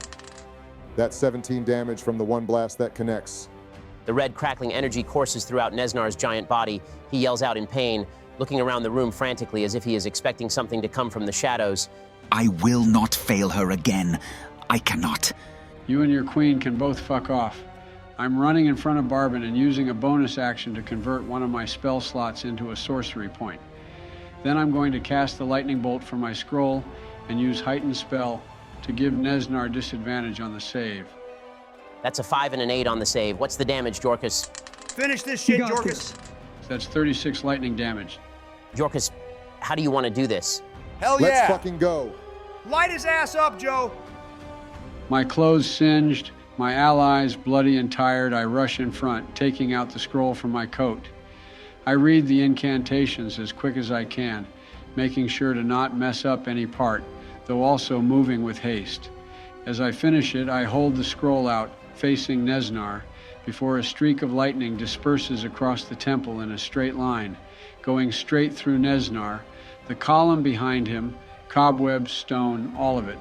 Smoke billows off his grotesque abomination of a body, and before he crumbles to the floor of the temple, I say, "This was for Gralmir." Nesnar looks to you as he collapses, the lightning overtaking any ability he would have to concentrate on a spell or attack you. He attempts to say something, anything, but his mouth has dried up. The venom there, now replaced with blood, the hate in his eyes, replaced with sorrow, and the loud crackling of lightning throughout the room, now filled with silence as he ceases to move. Holy shit, we did it. We fucking did it. Across the temple, you hear the soft grunts of pain as the familiar elven woman sits up. Behind her, the witch from earlier stands, weaving her hands and concentrating until Sister Garaele comes completely to consciousness, coughing and holding her side. With that witch poofs out of existence again, while Sister Garaele runs to you all. What happened? I thought he killed me. And you? We need to get you home, Sister Garaele. We know the way out. Before we go, I was not the only prisoner here. There are 2 dwarves locked in the nearby room. He tortured them, hoping to learn of where the forge is. My brothers, I go to this room and smash down the door, Ben. The cracked wooden door is easily broken, and behind it, your brothers, Nundro and Tharden. They are both injured, silent, but are nonetheless elated to see you, Gundren, as well as your companions. Throughout the room, large amounts of coin are piled up on tables and chests and on the floor. Multiple small blades, hammers, and other instruments are scattered around, signs of what they had endured. Let's get them and the loot out of here. I've had enough of this cave. I think we all have. Let's head back to Phandalin when we can. After filling your bags with gold, gems, and any other items of value, you all head back to Phandalin. You aren't sure what day it is, but you arrive late at night. Sister Garaele offers for you all to spend the night at her home, a sense of security for her, and a sense of gratitude as well. No party is had this night, with you all avoiding conversation as you trudge to her home. Many of you finding rest wherever you can. It doesn't matter with how tired you all are. A chair or even the floor will do. Did any of you have something you would like to do before we take the rest? I'll nudge Donnie before we all go to sleep and walk outside. I'll groan, but follow him. I'm tired, Jorkus. What's up? I wanted to ask you, what do you think is next for us? I haven't thought about it much, Jorkus. Part of me still wants to visit Waterdeep. If you want to. I say we should. You think the others will want to join us? We could always ask. They probably have better things to do, though, than go deal with a crime boss in Waterdeep. Sounds like fun if you ask me. Maybe. We can set out in a few days or so, just need to make sure we got everything squared away here first. That sounds good to me. I could do with a bit of downtime first. It'll be dangerous, though, Jorkus. You know that, right? We've been through plenty already, Donnie. We nearly killed a dragon, and we've taken down the Black Spider. Yeah, that dragon. Take it easy, Jorkus. We'll decide what we're doing tomorrow. I'll head back inside and get some sleep, Ben. I think I'll just stay outside tonight. Enjoy the fresh air after being in that cave for so long. For Donnie, sleep comes somewhat quick. The multiple battles you endured left you tired, and you earned a good night's sleep after what you all accomplished. You think back to what Yorkus had mentioned, the dragon. You haven't been able to shake his voice from your head or the image of losing Gralmir right in front of you. What irks you most is how he escaped, knowing you should have finished him off there. You push the thought to the back of your mind as you go to sleep, not forgetting, only waiting until you can get revenge. For you, Jorkus, the starry night sky seems just as magical as you. It's peaceful here, a stark contrast to your experiences in the mine. Although many others may not find it easy to get some rest while outdoors, you're able to. You eagerly ponder about the adventures you and Donnie are going to have in Waterdeep, and even just on the way there. But for now, all you need is rest. And rest you do. I'd like to check on Sister Gariel. Let him cook. Shut up, Donnie. It takes a few moments before she comes to the door. She is cleaned up before going to bed, though there are still visible bruises across her face and scratches on her hands from the ordeal. She looks to you, curious, but with a smirk on her face. Let him cook. I just wanted to see how you were doing. I had these dreams that something had happened before we went to the cave, and I just... Very sweet of you to be thinking of me, Barbin. Oh, well, She grabs your hand and places it upon the bruises lining her face. I should be thankful that this was the worst of what happened. Let him cook. Though I remember. His staff. I know, but it's okay now. I made everything right. Let him cook. Not to be too forward or anything, but there isn't much room to sleep out there. They kind of took up the good spots. Let him cook. Roll for Riz. Roll for Riz. Roll for Riz. Go ahead and roll for Riz, Barbin. Jesus Christ. That's an 18. Well, lucky for you, there's still some room in here. She opens her door, gesturing you to come in. But before you lay down, you better go wash all that dust, Let him cook. blood, and whatever else off you. Let him cook. I hate you, Donnie. I go take a damn shower, Ben. We'll do a little fade to black there as she follows you into the bathroom. I'll roleplay the sister if you're trying to get freaky, Barack. I'll take a rain check on that, Joe. Thanks. Anyone else? I'll be getting some rest. Same here. Maybe I'll even join Jorkus outside to sleep. With your rest completed, we pick up with the party a week later, an important day for each of you. You all have convened in the center of town to bid your farewells. For Sildar, Neverwinter awaits. Gundren has decided to join him to not only give Rydoth a piece of his mind, but also see his brother, Gralmir. Thardan and Nundro join the two of them, somber, but understanding of the way the world works. For Donnie and Jorkus, a journey to Waterdeep and whatever they may come across in their travels. The two have decided to make their way to the big city, maybe making stops along the way should they feel so inclined, or if there is some good loot to be found. And for Barbin and Sister Gariel, there is business in Baldur's Gate that needs taking care of. A boat owned by some organization unknown to you all awaits them at a nearby dock. So this is it, huh? You guys know where to find me if you ever need something. And I'll either be in Neverwinter or in the mine. My brothers and I have some big plans. You all better come visit from time to time. I'll try my best to Gundren, and thank you for everything, Sildar. I should be the one thanking you all. Last I remember, you're the ones who saved me from goblins. I'm glad we did. You're a good and smart man, Sildar. Phandelver and Neverwinter will be happy to have you back full-time. Like Gundren said, you all better come visit. Enjoy your travels, though. I've heard wonderful stories of Waterdeep and Baldur's Gate. It's definitely an experience. It'll be a real eye-opener for Jorkus. I'm sure it's a lot different from Greenest. The cart expecting your group arrives, Sildar and Gundren, a horse-drawn wagon with a man aboard waiting for you all to hop on. That's our ride. Stay safe, you guys, and make sure you bring back some good stories. With a small crack of rope, the horses begin to move, wheeling your companions off to Neverwinter, leaving the rest of you in the distance as those in the wagon spend more time catching up amongst themselves during the journey home. Stay safe, you two. Waterdeep is a wonderful but dangerous place, as I'm sure you well know. Are you ready, Barbin? I pull in the two of them for a hug and say goodbye. Yeah, I know you love us, Barbin. Have fun, you two. Maybe we can try to visit Baldur's Gate after we explore enough of Waterdeep. I look forward to it. Until next time, then. Until next time. Sister Gariel holds Barbin's hand as the two of them turn and begin to walk a different path, leaving the town. He looks back multiple times, waving goodbye. Underneath a nearby building, a woman stands, cloaked in black. Tasha. She watches as you walk, Barbin, not saying anything, only observing as the two of you make your way to the docks. With that, Donnie and Jorkus, you begin your trek to Waterdeep. On foot, you know it will be a long journey, but it allows for the chance to explore more, something you both seem to be fond of. For Jorkus, the intrigue of learning Donnie's past pushes you forward. And for Donnie, the possibility of escaping your past does the same. But for the time being, you all have a long journey ahead of you, and that is where we'll end our very first campaign.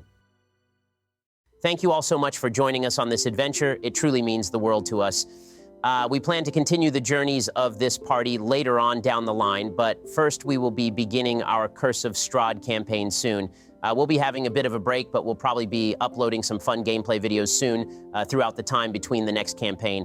In the meantime, if you have any campaign questions, requests, or ideas, comment them as usual, and make sure to also join or Discord to join the community and talk more about D&D, magic, and more. We'll be uploading the character sheets for each player in the Discord soon, along with more unused art that we have for the campaign. For now, though, thank you all for watching. Hope you all enjoyed, and we will see you all next time. Take care.